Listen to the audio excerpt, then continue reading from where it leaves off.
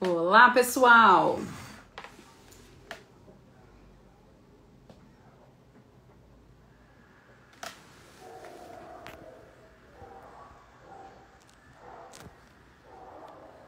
Olá, pessoal! Estamos ao vivo.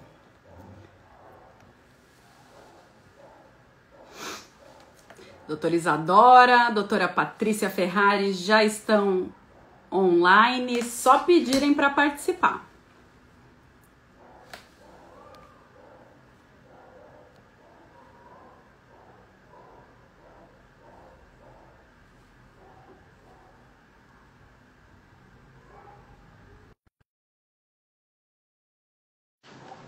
Boa noite, pessoal, todos que estão acompanhando já. Doutora Patrícia e doutora Isadora já estão entrando aí na live.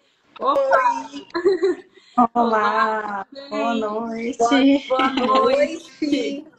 Tudo bem? Tudo, é um prazer estar aqui com vocês essa noite. Mais uma live, quarta-feira, né? Ai, que delícia. Gente, eu acho que eu vou tirar o óculos.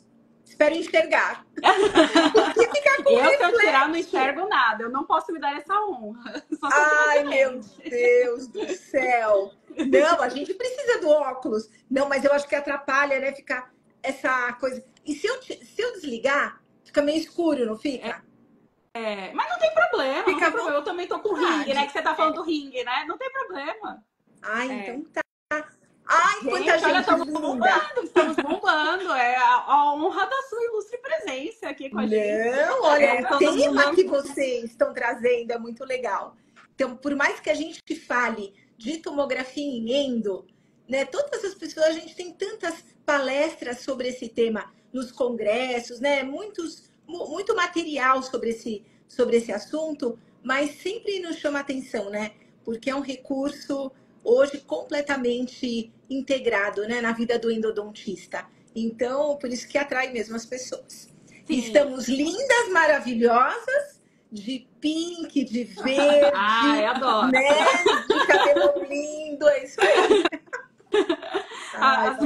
As mulheres dominando aí. Isso mesmo. A odontologia.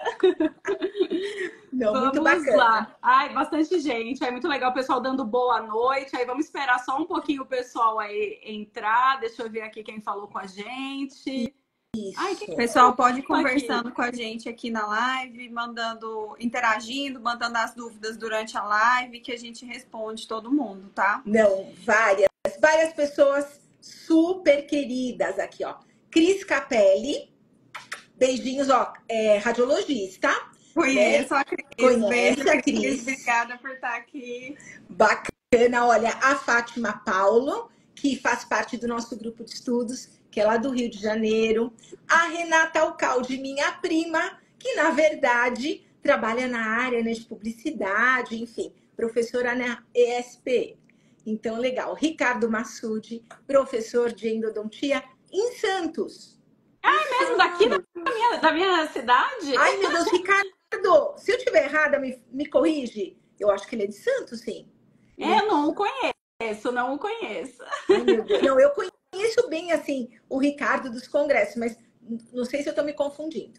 Ó, Letícia, radiologista, muito obrigada. Yuri, também não conheço, mas super bem-vindo. Thalia Cordeiro. Ai, legal. Paula Vinceiro, também do meu grupo de estudos. A Renata. Oi, prima linda. Ela, sim, tá super acostumada a fazer, né, muitas atividades, assim, virtuais. Vanessa Carlson, também do nosso grupo. Fabiana Mesquita, que é do nosso grupo de estudos. Esse semestre ela deixou ela ficar um pouquinho afastada. E ela fez radiologia. Olha terminando radiologia com o Felipe. Já terminou. Nossa, muito bacana. Endodontista e radiologista? Exatamente, endodontista. Não, hoje a gente tem muito endo em muitos. Tem muito. Os endodontistas estão se apaixonando também pela radiologia. Mas é que, na verdade, eu acho que são as duas especializações que mais estão interligadas, né? Não que a tombo não seja importante para as outras, mas eu acho que com a endo ali tem um amor especial. E vocês, como radiologistas, eu vou até perguntar isso para vocês. Qual é o percentual hoje de exames para endodontia na prática de vocês? Já estamos lá em 50%, 60% Sim, dos com exames? certeza. Hoje, para mim, assim, que chega de endo de todas as clínicas é em torno de 70%. Olha, maravilhoso. A maioria das clínicas que tem o... É porque a gente trabalha com a tomografia de autorresolução, né, Isa? Isso, Então, assim, a gente trabalha com morita, então acaba sendo o carro-chefe a tomografia para endodontia, né? E a Isa trabalha com Prexion. A Isadora... Não, trabalho com morita também.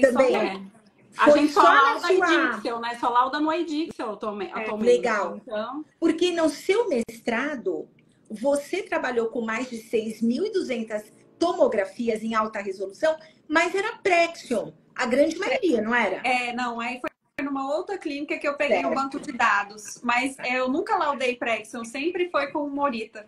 Maravilha. Vou dar beijo para a Júlia, também, né? A Júlia fez curso com a gente lá do Sul.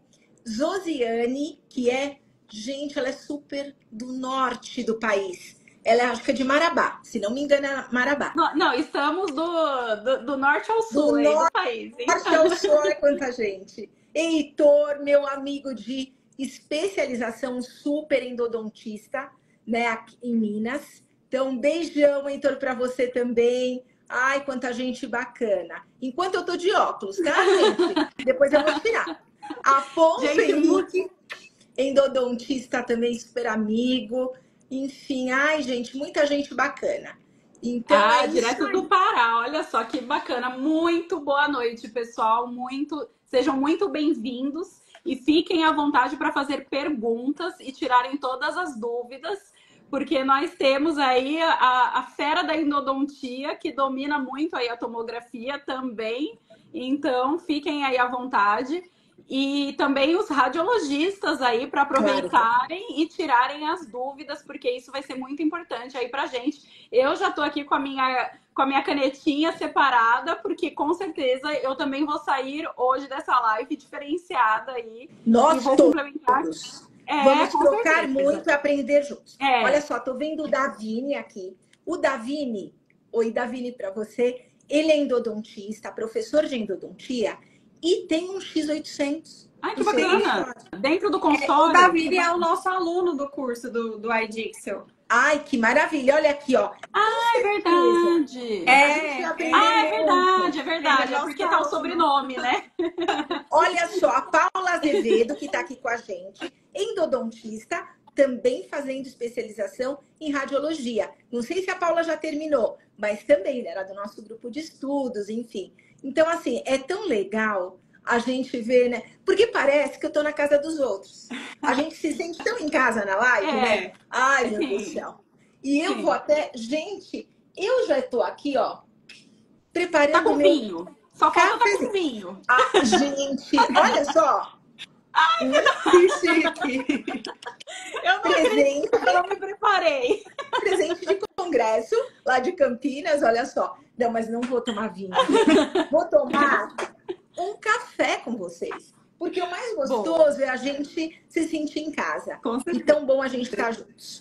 Gente, eu quero também deixar muito claro aqui para todos que eu sou endodontista, não sou radiologista, mas gosto tanto desse exame tridimensional que, assim, sou ousada, vamos dizer, né, para trabalhar, né, de modo volumétrico com as tomografias. E a gente gosta tanto e quer replicar esse encantamento, que a gente, né, se encantou e a gente encanta o paciente. Quando a gente mostra imagens de um modo tridimensional, e é o que eu sempre falo. Assim, até vou dar um depoimento aqui. Quando o paciente liga aqui no meu consultório e agenda uma consulta, a gente já fala o valor da consulta. E aí, às vezes, né, tem um ou outro, né, que pode reclamar alguma coisa com a Regina, que trabalha comigo. Porém, quando ele passa pela consulta, quando ele faz esse atendimento, exame clínico, radiográfico, vamos ali para o escritório, né, e muitas vezes já tem o exame tomográfico, e começo a mostrar para ele, e se não tiver, eu vou abrir de um outro paciente, para que ele entenda a importância daquele exame para a resolução do caso dele. E ele recebe tão mais do que ele havia imaginado. Com certeza. E isso, aquele valor que foi eventualmente, né, conversado com ele, aquilo já não representa mais. Porque ele recebe mais do que aquilo que ele imaginava de um dentista. As explicações que a gente pode oferecer. Então, assim, isso é muito gratificante para todos nós. E ele Com sai, certeza. né? E muitas vezes que nunca tinha sido pedido, né, um exame, né, tridimensional para ele. Aí ele fica surpreso, né? Ou até já havia sido solicitado, mas nunca havia sido mostrado. Explicado. Então, explicado. Ele é capaz de entender, apesar de leigo? Claro que ele é capaz de entender. Então, por isso você vai sempre colocar numa linguagem que ele possa compreender o que é coroa, o que é raiz. Olha, está vendo aqui essa destruição, é uma reabsorção, isso e aquilo. Mas, ao mesmo tempo que você alinha o seu vocabulário ao dele, você deve agregar, sim, um vocabulário diferenciado.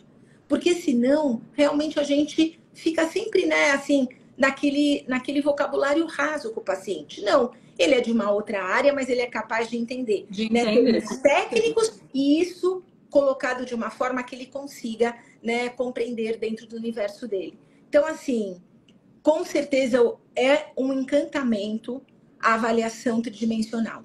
E para quem não faz isso, gente, olha, eu tenho vários cursos, né? A gente tem, não eu, os radiologistas, tem muitos cursos de toma aplicado em endodontia, de modo presencial, de modo virtual, ou mesmo um modo híbrido. Então, assim, não tem porquê. Não tem mais desculpa para não se atualizar, né? Não tem mais desculpa. E vamos começar esta live, gente, com um super cafezinho. Um cafezinho. Vamos lá. Luga, então, apresente então a doutora Patrícia para os radiologistas, né, que não conhecem.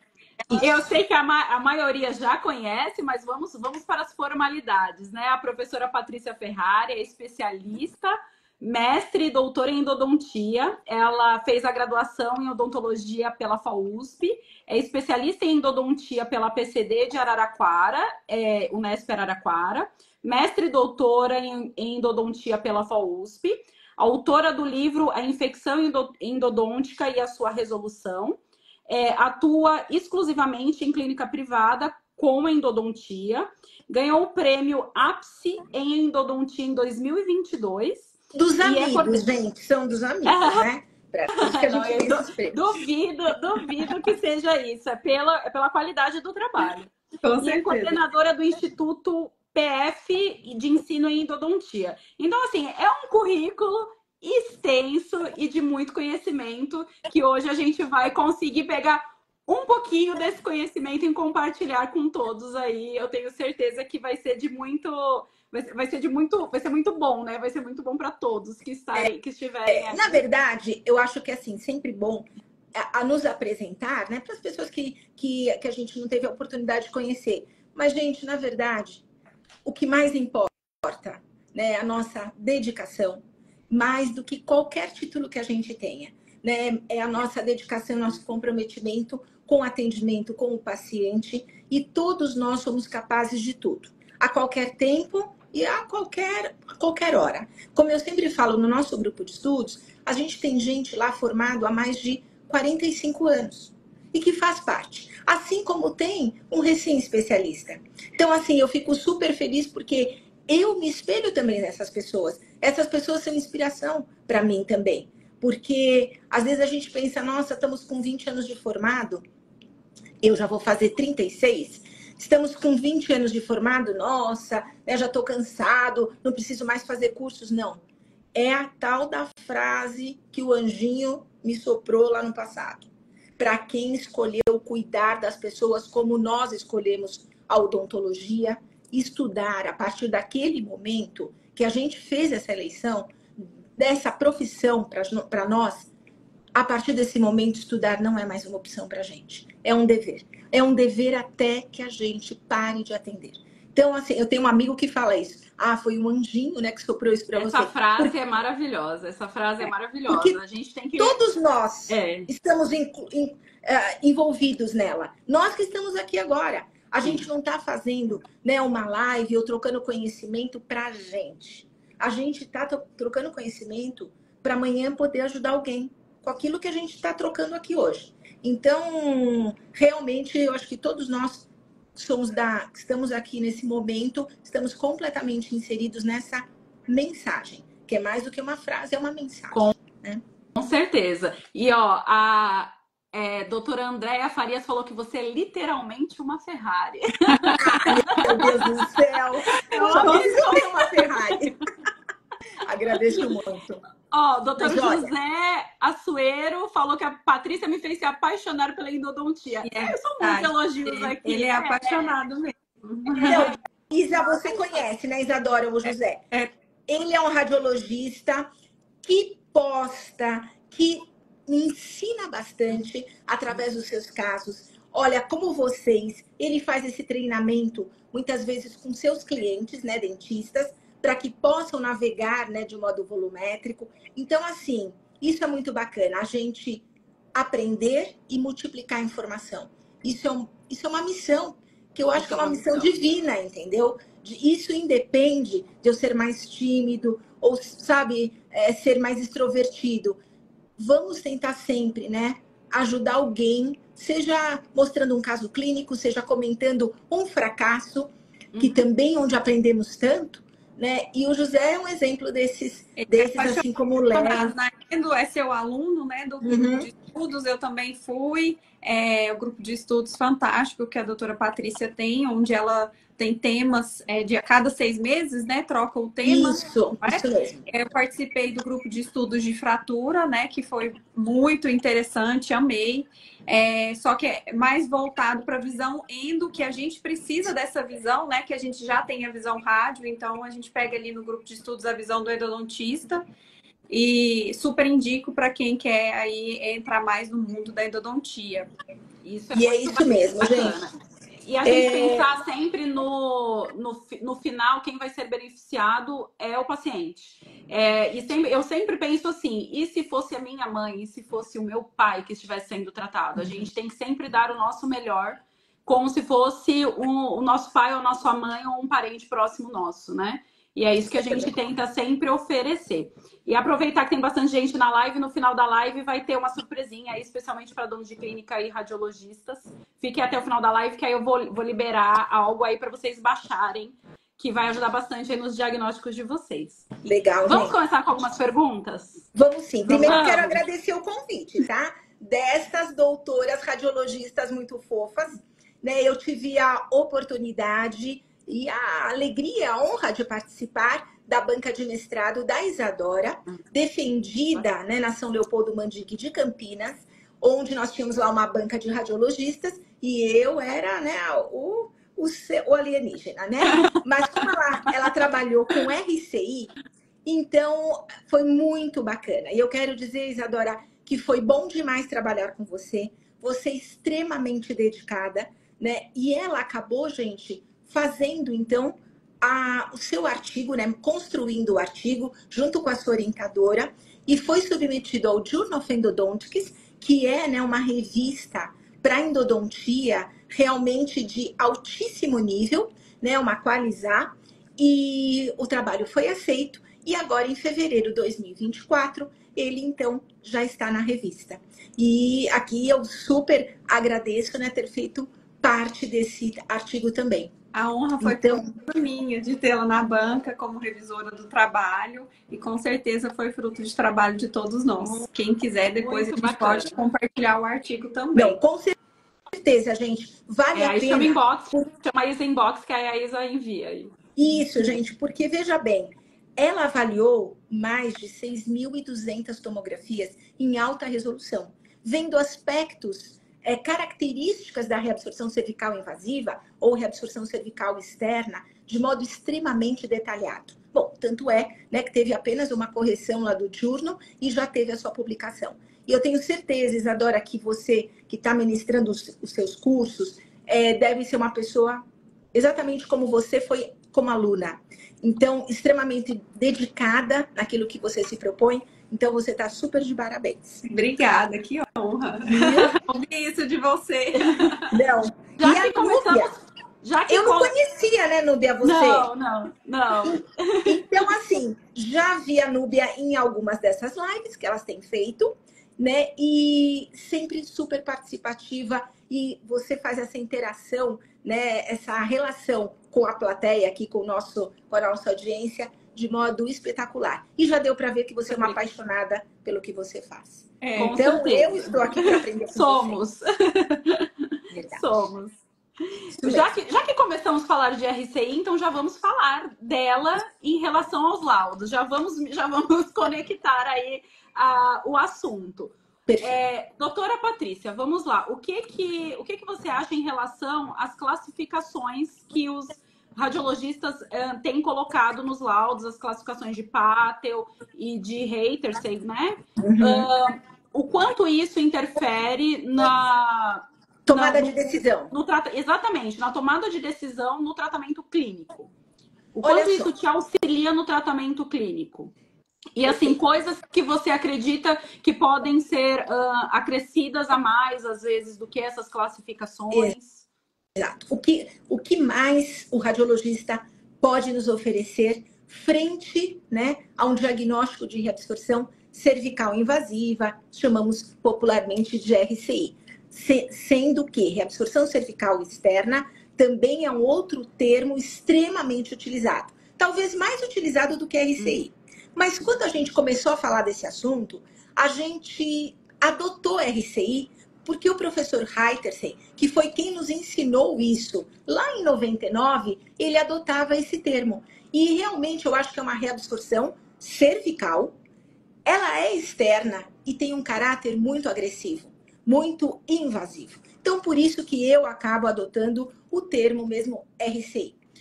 Quando a RCI, né, ela, enfim, foi colocado para nós, né, pelo superclínico professor Haytersey, que é da Austrália, né, ainda vivo e tudo mais, eu acho que ele queria nos dizer o seguinte: olha, eu vou avaliar esses mais de 200 casos e eu estou observando que eu tenho grau de destruição diferente para cada um desses dentes que eu tenho observado aqui, que foi um primeiro estudo que ele fez.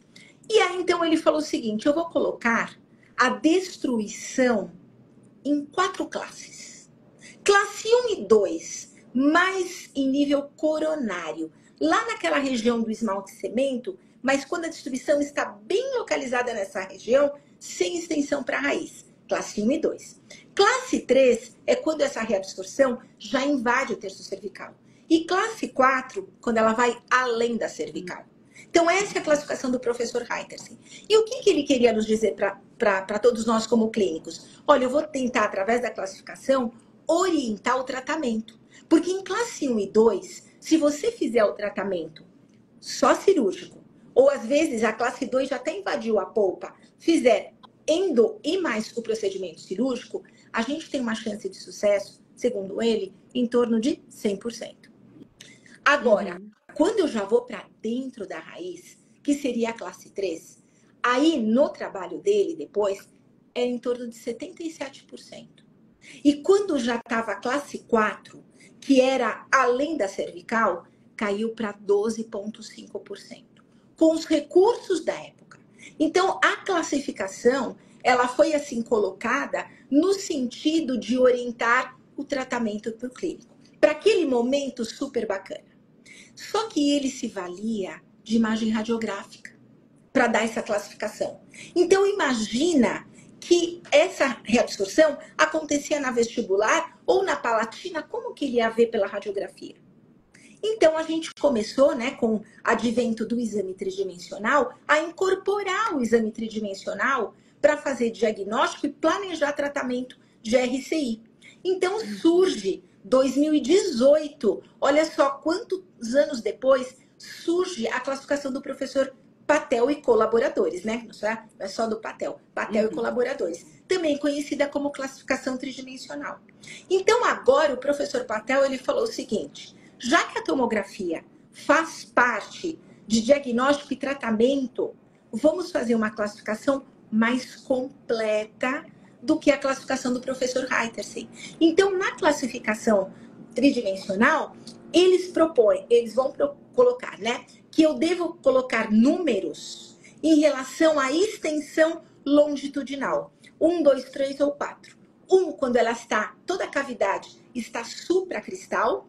E agora, 2, quando ela já atingiu o terço cervical da raiz. 3, o terço médio. 4, o terço apical. Mas ele fala também o seguinte: vamos olhar agora no plano axial da minha tomografia e vamos ver quanto teve de disseminação circunferencial. Quantos quadrantes da raiz foram envolvidos. Então, aí ele deu letras maiúsculas.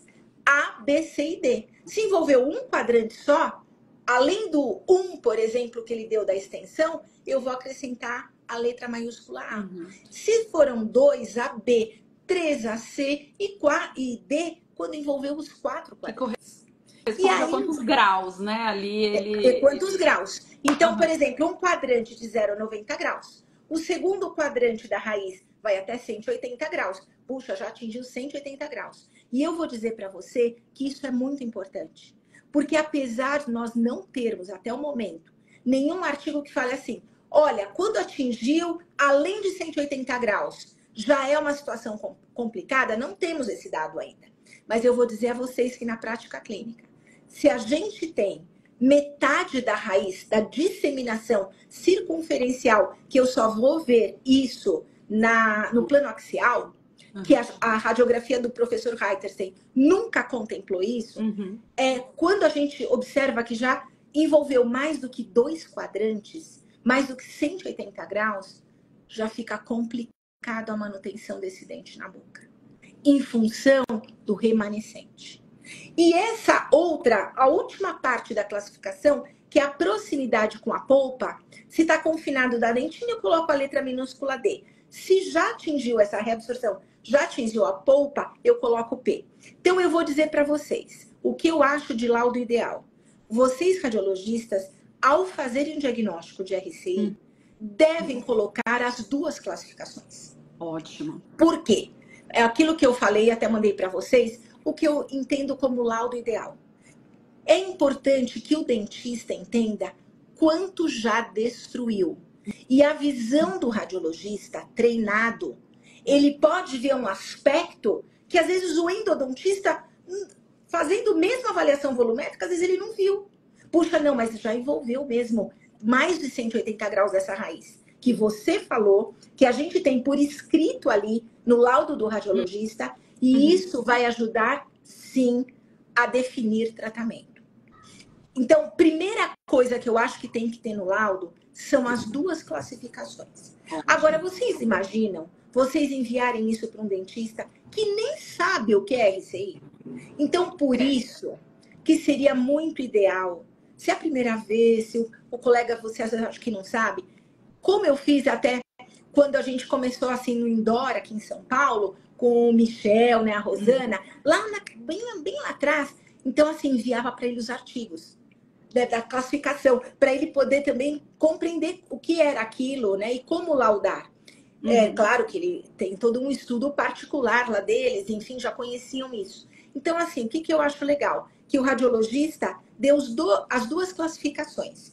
E se você acha que tem, assim, uma dificuldade, puxa, é tão simples. É só fazer um recorte daquele desenho do professor Heitersen, que é o artigo 2004, e colocar aquela classificação do professor Patel, também, tipo assim, já fica bem resumido, né? Já é bem. Porque se você mandar o artigo, muitos não vão nem ler. Mas se você só mandar, saber as imagens, ele vai conseguir compreender. Tanto é, a gente está desenvolvendo um modelo de RCI. E aí, então, estou conversando sempre com a empresa e tudo mais. E aí, ele é tão inteligente, sabe? A pessoa da empresa, que não é nem dentista, só mandando a classificação, ele já compreendeu. A classificação é uma tomografia, sabe? Para ele compreender para o desenvolvimento dos modelos. Então, acho que isso é muito importante. O outro passo, além de saber quanto destruiu, super importante saber a fase da RCI. O estágio que está a doença. Ele está predominantemente hipodenso, eu olho todo aquele defeito. Posso ter área mineralizada e posso ter área hipodensa. né? Que seria o radiolúcido na radiografia, né? Então, o hipodenso. Como que eu vou definir o estágio da doença? Pelo que predomina no exame. Por isso, quanto melhor a resolução do exame, melhor eu vou conseguir identificar esses tons do hipodenso, do hiperdenso.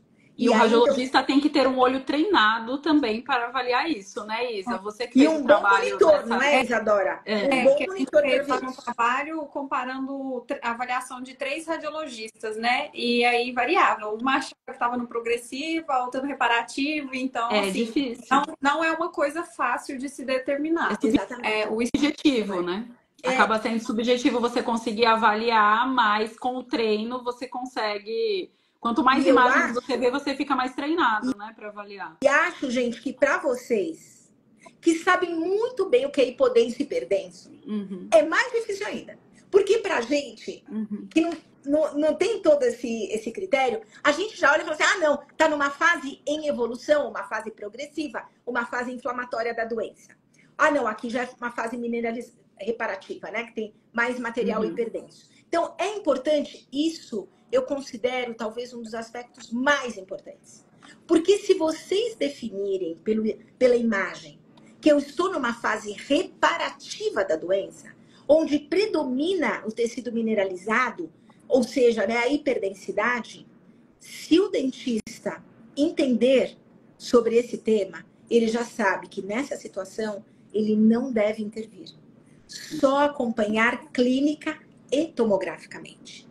É, digamos, errado fazer a intervenção. Agora, se você fala, não, há um predomínio da fase em evolução, da fase em progressão da doença, ele já sabe que ele vai ter que intervir.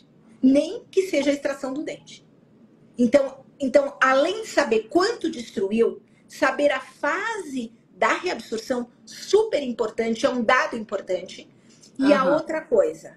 localização da porta de entrada. Ela está acima da crista óssea, ela está já numa posição subcristal, né? Ou seja, óssea do processo é importante. Assim como também o tamanho. Seria bem legal. O tamanho da porta de entrada. Você acredita em medir, fazer uma dimensão... enviar uma medida dessa porta de entrada. Olha, muito a Isadora fez isso, né, Isadora, no seu mestrado? A gente colocou maior do que 1 milímetro e menor do que 1 milímetro. Ponto. E isso está publicado. Menor do que 1 milímetro é uma pequena porta. Que se tiver acima do osso, muitas vezes ela pode ser resolvida de modo endodôntico. Sem ter que abrir retalho nenhum. Agora, quando ela já é maior do que 1 milímetro, então a gente tem, dependendo da fase, né, que ela esteja, a gente vai ter que pensar num tratamento externo. Então, tudo isso já interfere no plano de tratamento do paciente, exatamente. Né? Por isso que eu acho que o laudo ideal frente ao RCI. Então, os radiologistas que estão aqui conosco. Estabelecer a extensão do dano por Reiter e Patel, a fase da doença, o estágio da RCI e a localização da porta de entrada. Se puder medir o tamanho da porta, melhor ainda. Então, eu acho que esses são os aspectos super importantes para ajudar o clínico que conhece já do tema a definir aquilo que ele vai fazer. Por exemplo, sabe uma coisa que é bem da tomografia? Muitas vezes a gente vê uma RCI e ela comunicou com a polpa. Bacana.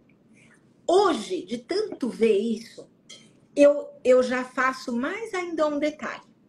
Se essa comunicação com a polpa, ela é pequena, às vezes você tem uma grande reabsorção, mas a área que ela comunica com a polpa, ela é muito pequenininha, o profissional pode estar numa fase progressiva, né, em evolução da doença, o endodontista pode fazer o seguinte, fazer primeiro endodontia, em outro momento a cirurgia. Porém, quando essa comunicação da reabsorção com a polpa é enorme, não dá para fazer em 2 momentos. Ele tem que fazer o acesso endodôntico, ele tem que esvaziar tudo que ele conseguir, e depois essa granulação que fica entrando por essa grande comunicação, eu não tenho outra alternativa. Senão, nessa mesma sessão, abrir o retalho, curetar tudo por fora, selar de fora para dentro, ainda sem o término do tratamento endodôntico. Muito bom. E eu vou falar isso porque eu já vivi isso. Quando a Tá tá comunicando, ponto. Quando eu abri, na verdade era um caso de uma radiologista, que até vou falar que é a Fábia, que é lá de Marabá, que veio a falecer o ano retrasado, se não me engano. Uma super querida. Então, quando eu estava ali no caso dela, eu já tinha visto e tudo mais, nós dois já tínhamos estudado. Aí eu comecei a fazer o tratamento endodôntico. Quando eu estava ali trabalhando, gente, era tanta granulação que vinha de fora da reabsorção para dentro. E eu tive, claro que era um caso que eu só tinha marcado ela aquela tarde. Eu tive que abrir cirurgicamente. Por quê? Porque eu não me atentei a este detalhe.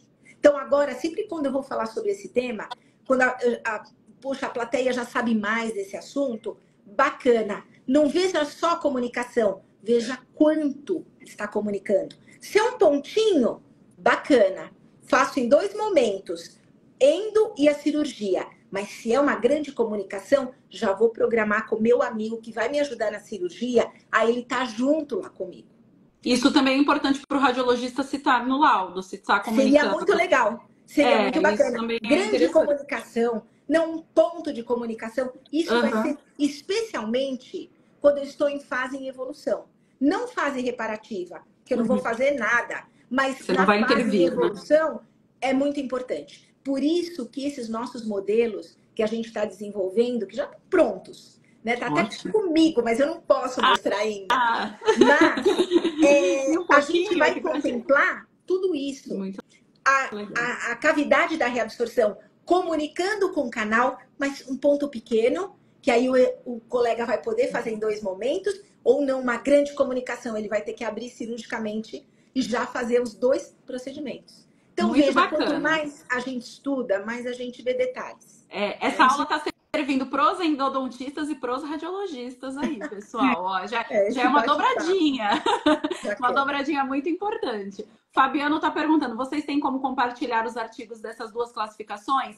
Sim. Quem precisar, pode me chamar no inbox, que aí eu compartilho os 2 artigos que eu tenho eles aqui fácil. Letícia até compartilhou aqui ela embaixo. Compartilhou o link. Eu não sei se dá... Eu não sei se dá para fazer. Ela compartilhou aqui embaixo. Mas pode chamar, a gente passa também. E olha, gente, vocês sabem, quando eu comecei a dar esses cursos de reabsorção, meu Deus, eu estava lembrando. Eu fazia um dia de manhã as reabsorções, né? Internas, externas, e à tarde a RCI acabava. Hoje, a gente tem um curso de 3 dias.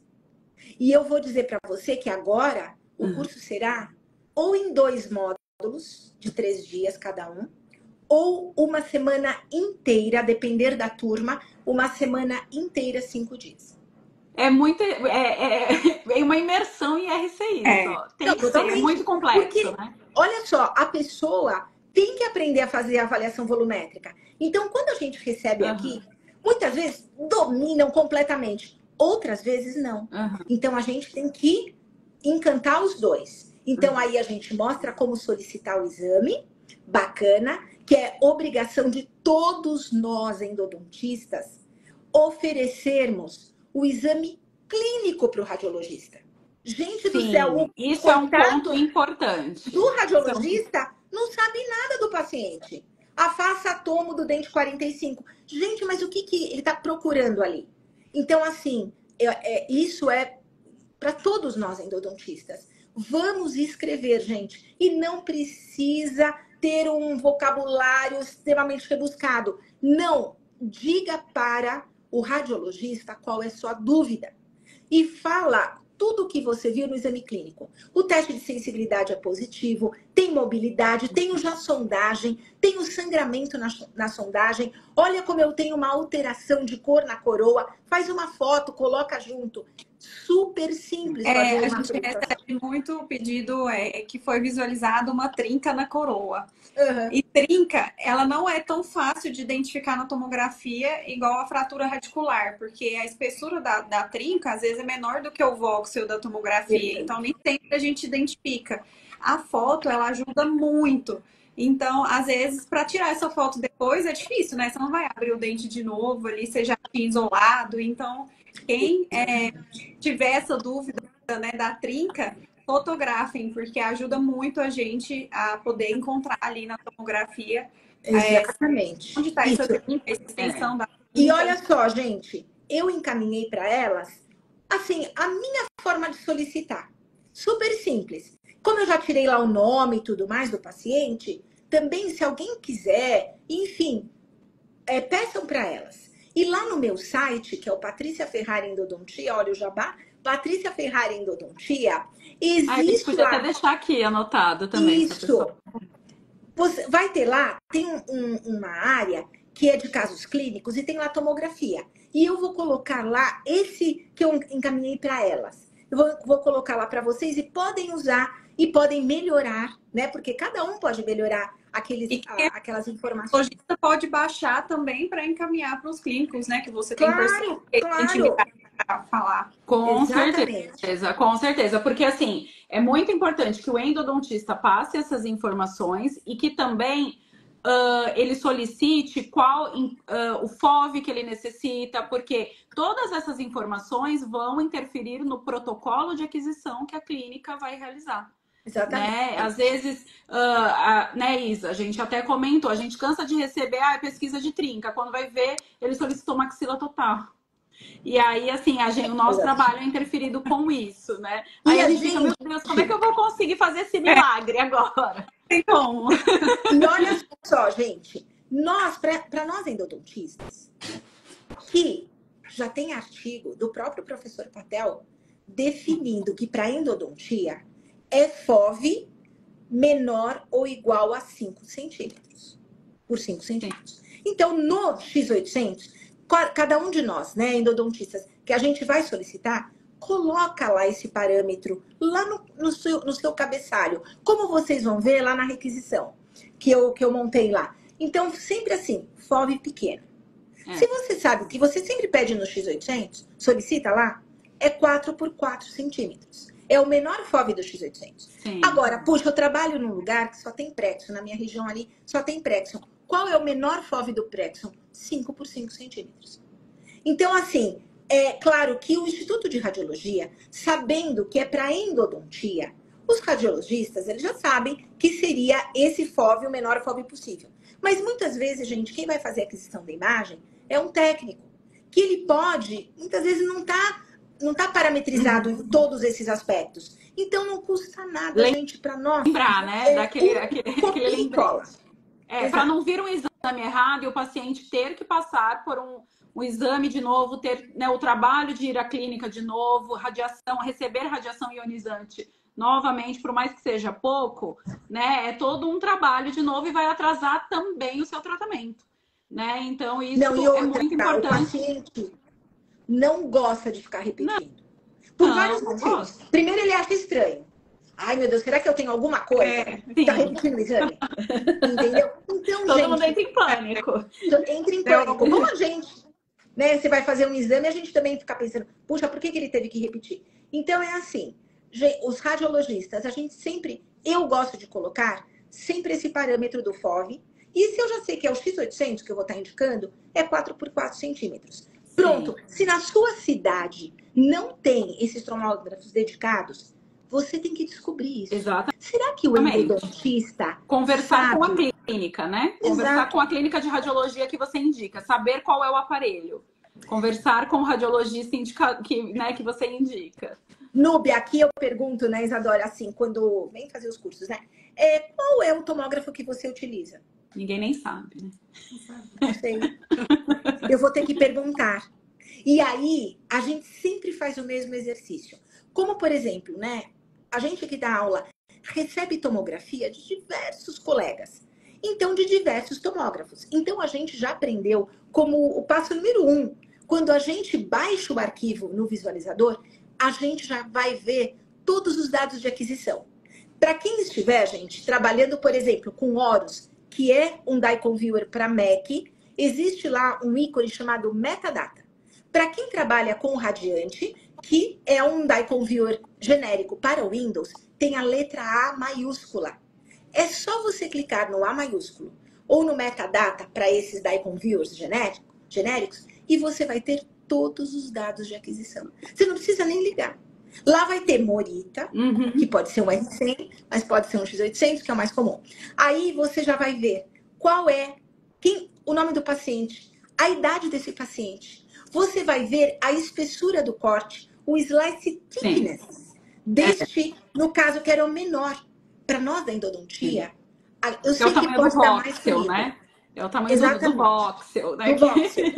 Então, que é estranho, né, para quem está aprendendo e tudo mais, mas tem que saber, né? Tem que saber esse tem que saber. Porque olha só, gente, nós temos muitos parâmetros para definir a alta definição do exame. Então, o menor FOV, é o menor slice thickness, que é o que está escrito lá nos dados. Eu quero a maior miliamperagem. Eu quero maior tempo de exposição. E tantos outros que nós endodontistas nem sabemos. Sabemos de cursos que a gente faz, mas você não precisa ficar também se mostrando tanto. Só esses já está ótimo. Então, a gente, orientando só, você vai fazer uma primeira vez e você dá copia e cola em todas as suas solicitações. Com certeza. Então, a partir dali, poxa, o técnico que pegar aquela solicitação, e eu faço assim, gente, quando eu faço a minha solicitação de tomografia, que nunca é naqueles guias da radiologia, aqueles prontos, sempre eu vou fazer. Tem a minha identidade, tem lá o meu endereço, tem meu telefone, tem tudo, caso eles tenham alguma dúvida. Eu fiz aquilo, salvei em PDF, a gente já encaminha para radiologista, porque já sabemos quem vai ser o radiologista que vai laudar o exame. Encaminho para a clínica de radiologia, lá para recepcionista. A gente já faz assim. Já vai e o paciente tem com ele. Então, sempre são esses 3. E é super simples, é só encaminhar isso daí por WhatsApp, num PDF. Então, se o radiologista faz o laudo à distância, se ele receber aquilo, quando chegar o arquivo para ele e ele começar a navegar, ele vai ler toda a sua solicitação, as suas fotos, aquela bolsa que está lá na mésio vestibular daquele dente, ele já vai saber tudo isso. Então, eu posso só dizer para vocês, endodontistas, o seguinte: o tratamento que vocês vão receber na clínica de radiologia, quando você faz esse tipo de solicitação, vai ser diferenciado. É diferente, ainda mais que quando você sabe assim, não, esse dentista, ele me enviou tudo, ele é exigente, eu vou entregar o melhor serviço para ele. O técnico já fica com medo. Já fala, meu Deus, é aquela dentista exigente, eu não posso errar. E o paciente, gente, comenta. Eu tenho um paciente que às vezes fala assim, quando chega aqui, já com a tom, ele para fazer o que eu chamo de leitura da tomografia. É uma outra consulta. É um outro momento, não uma outra consulta. Um outro momento. Aí ele chega e fala assim, não, doutor, eles repetiram. Porque falaram assim, não. Para ela tem que ir perfeito. Perfeito, é isso. Para ela não, para todos. Mas como a gente é chato, também identificamos pelo pedido, né? Você fala assim, ó, aqui tem muito pedido que eu falo assim, eu acho que esse aqui foi aluno da doutora Patrícia, pelo jeito que preenche, que eu assisti lá a aula de fratura do seu grupo de estudos, né? Que você, na hora de descrever as fraturas, você fala que tem que falar o tamanho da bolsa.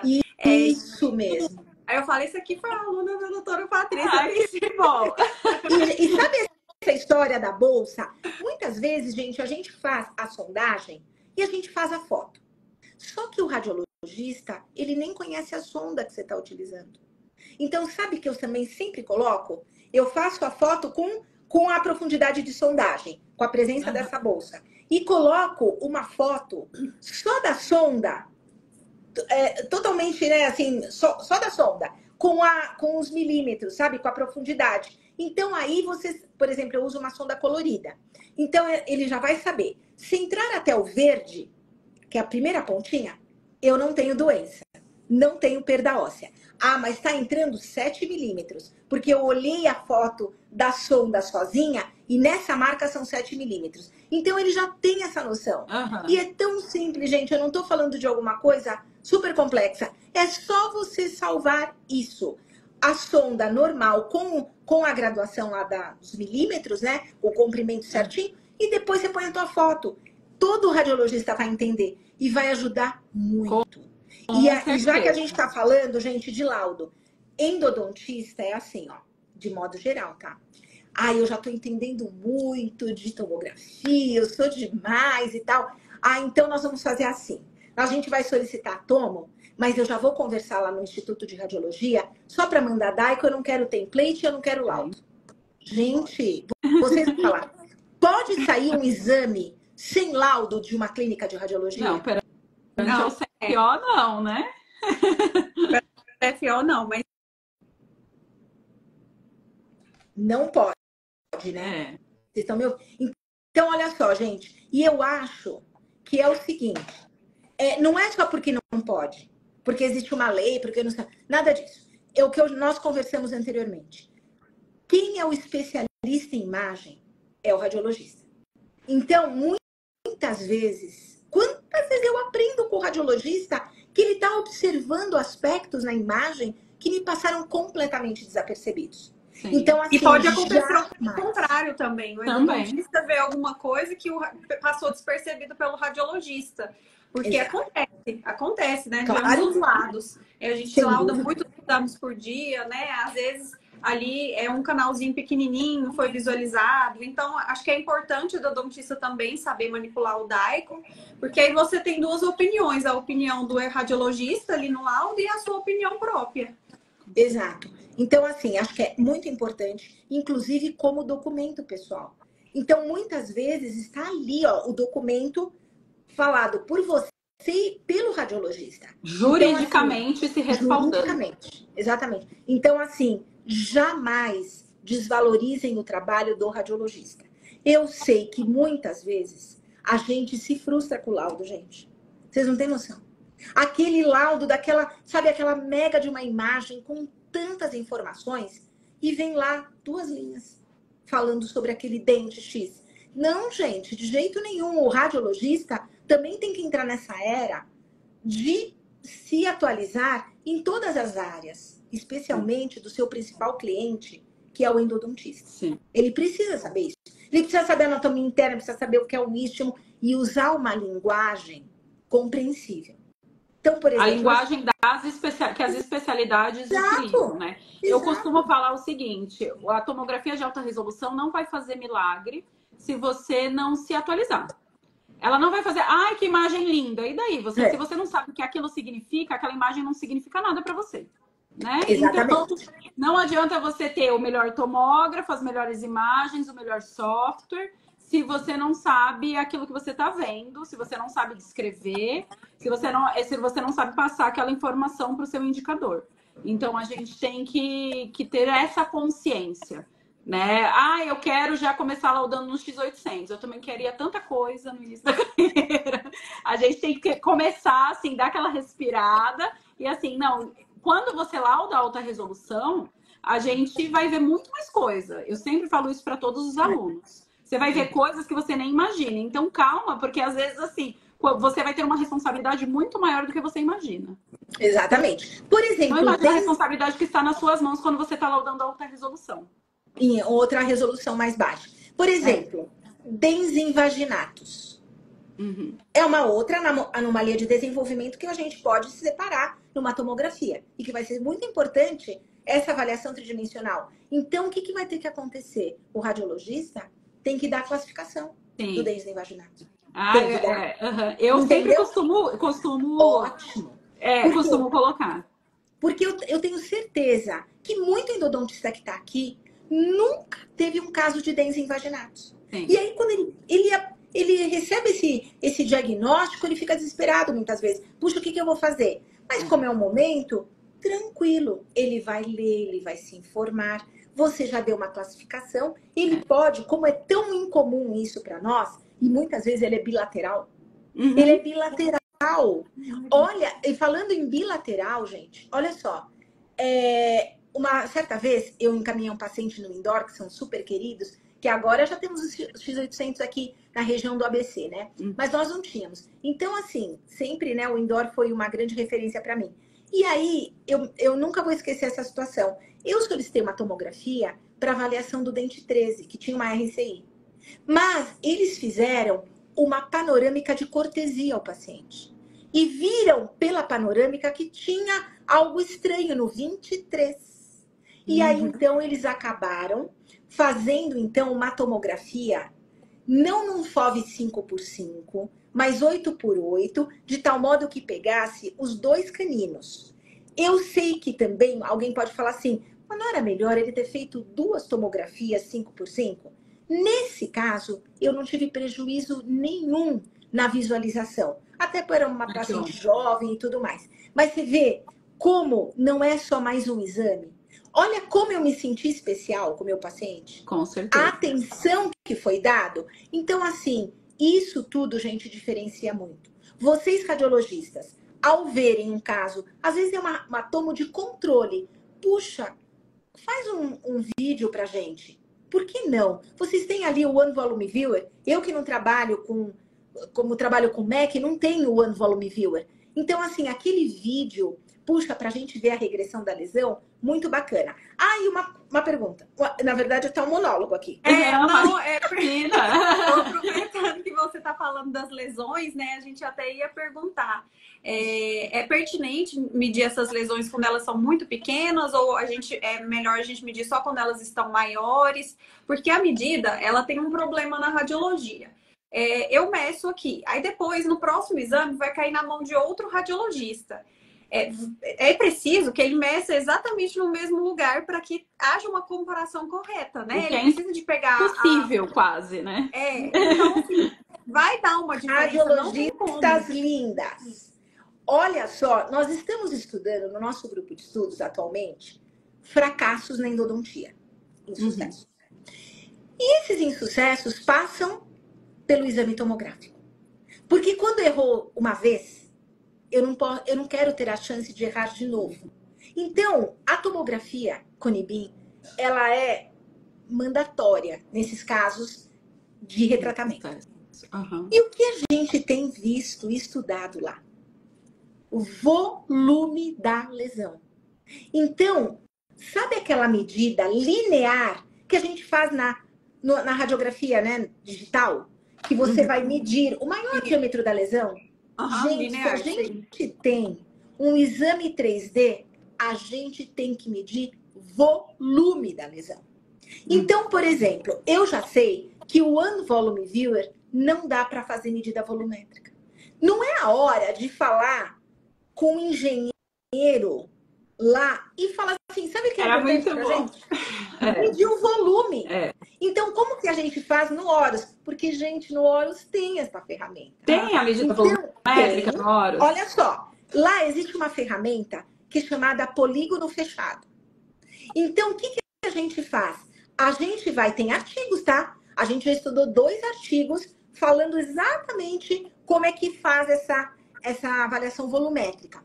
Então, olha que bacana. Você pega lá no plano axial, você vai navegar e ver aonde começa a lesão e aonde termina.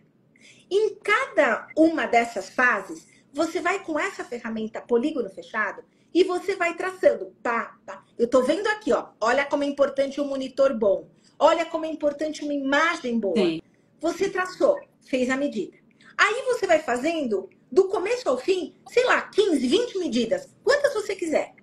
Terminou essas medidas que você traçou assim com o seu dedinho, você vai delimitando a lesão, aí ele vai usar uma ferramenta chamada ROI, região de interesse.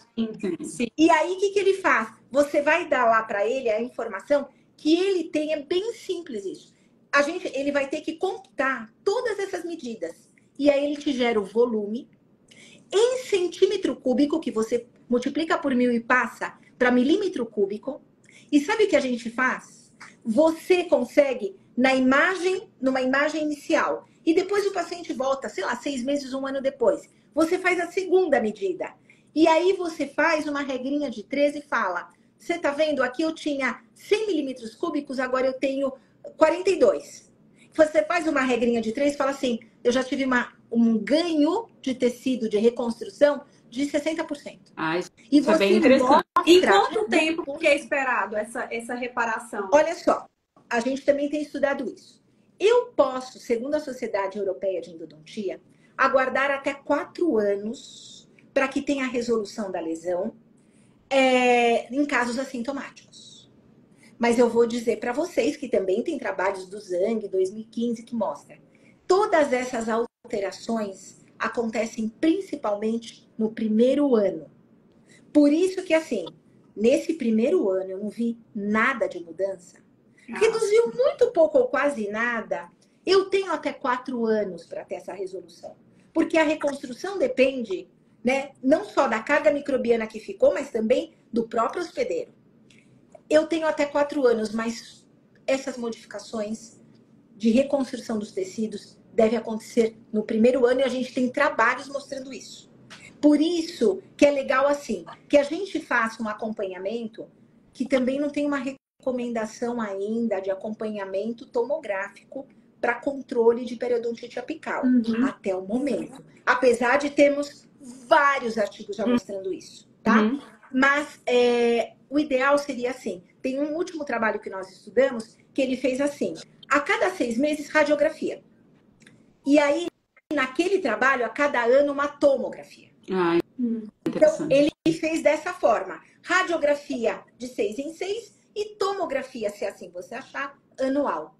Normalmente, a gente vai ter uma resolução aí em torno de 2 anos. Porém, eu posso aguardar em casos assintomáticos até 4 anos. E a gente tem um documento para isso, certo? Que é o documento da Sociedade Europeia.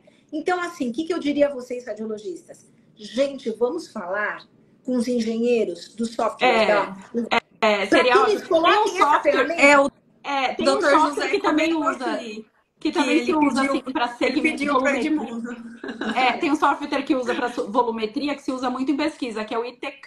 Isso, a gente utiliza. Provavelmente utilizarei até na minha tese, mas é um software um pouco gratuito. Sim, ele é gratuito, mas é um pouco mais complexo de ser usado. Não é um software muito pro dia a dia do radiologista. Teria que ser agregado, que nem o Dr. José falou que já solicitou pro Edmundo. Né?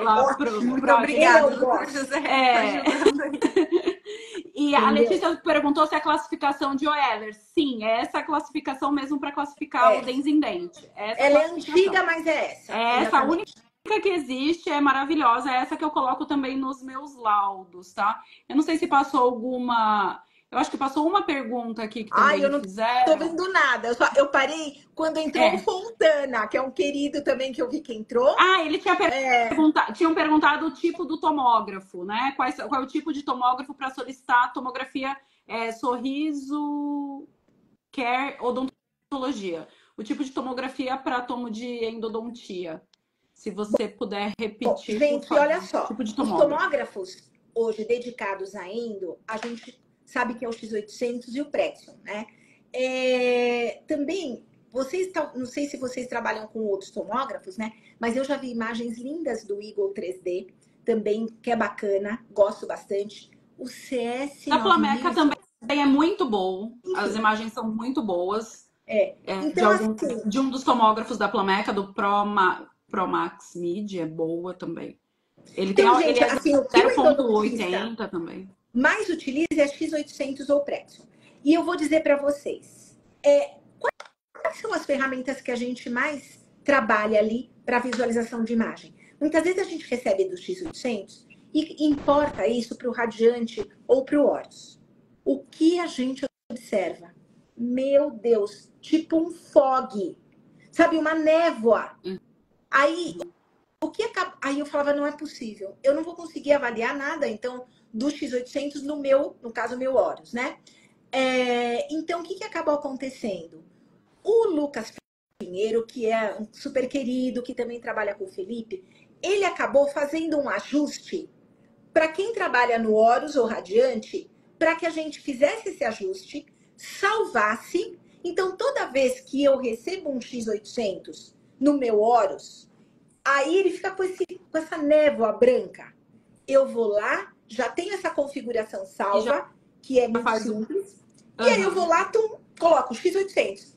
Na hora, ele fica lindo pra gente visualizar. Claro, gente, que sempre é assim, ó. Para quem, suponhamos, a gente sempre fala isso nos cursos, para quem sempre solicita, por exemplo, no X800, eu sou um clínico, eu sempre solicito naquele X800. Qual deve ser o melhor viewer? O do próprio tomógrafo. Com certeza. O anti-volume viewer. Então, eu vou me treinar, eu vou lá na clínica de radiologia, eu vou falar com o radiologista, eu vou fazer um curso, sei lá. Eu vou me treinar naquele visualizador. Agora, para quem, por exemplo, como eu, que recebo de vários tomógrafos e estou trabalhando com Mac, é complicado isso para mim. Senão eu vou ter que toda hora, assim, primeiro que para Mac, esses visualizadores não rodam. Então, eu tive que buscar um visualizador genérico. E vocês entendem que quando ele é genérico, ele perde um pouquinho. Porque ele tem que ler todo mundo. Com certeza. Ele perde um pouquinho. Então, assim, para quem trabalha com Mac e, no caso, né, recebe de muitos tomógrafos diferentes, então a gente sabe que a gente vai perder sempre um pouquinho. E eu trabalho com Horus, mas tem gente que trabalha com Osiris. O On Demand também, não é? Também é possível trabalhar no... Também. Existem um outro Sky Blue? Blue Sky. Enfim, então assim, eu não domino esses aí. Então lá no Horus, gente do céu, eu mexo em tudo quanto aquelas ferramentas.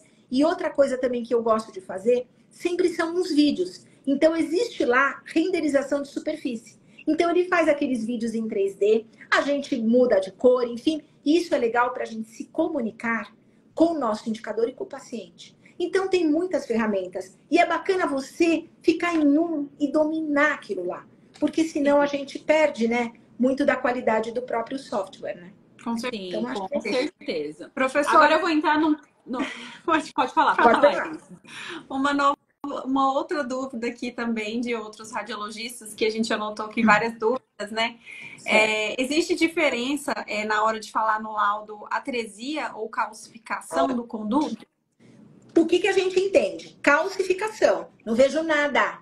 Não vejo nada, não consigo ver nada. Eu estou trabalhando... Uma questão também que a gente sempre manipula ali é exatamente na espessura do corte. Porque assim, quanto um pouquinho maior a espessura, tira o ruído. Mas aí, se eu tenho uma estrutura muito pequenininha, já não vou enxergar. Por exemplo, o quarto canal, um MV2. Né? Aumenta a fatia daquele corte, né? Para quem não entende, é como se você cortasse uma fatia maior do pão. Eu sempre falo exatamente, isso. Mais grossa. Exatamente. Ele melhora o ruído, a imagem fica mais limpa, mas eu perco se eu estiver procurando alguma estrutura muito diminuta. Então, por exemplo, para nós, o que é calcificação? Não enxergo nada, não tem caminho nenhum. Atresia, uma diminuição do volume. Então, quando você vê assim, a luz de um canal muito fina, muito diminuta, ele sofreu uma atresia. Quando eu não vejo nada, não vejo, pura dentina. Então, mesmo observando no menor corte. Então, isso é calcificação. E o então, obliteração? Obliteração por o quê? Eu tenho uma obliteração por material obturador, eu tenho uma obliteração por nódulos. Será que é isso? Porque obliteração é uma obstrução, certo? Então, calcificação, não vejo luz de nada. Atresia, vejo a luz, porém bem diminuída. Às vezes eu vejo, puxa, aqui está super atrésico, mas aqui está calcificado. No mesmo canal, eu posso ter as duas situações. É o que é mais comum, é você ter as duas situações. Sim. Agora, e a atresia parcial, calcificação parcial, total, também usa-se esse termo? Olha, não, nada de parcial. Porque ou tá atrésico ou tá calcificado. Calcificado. Perfeito. Então é só isso. Vamos falar de uma linguagem fácil. Atenção.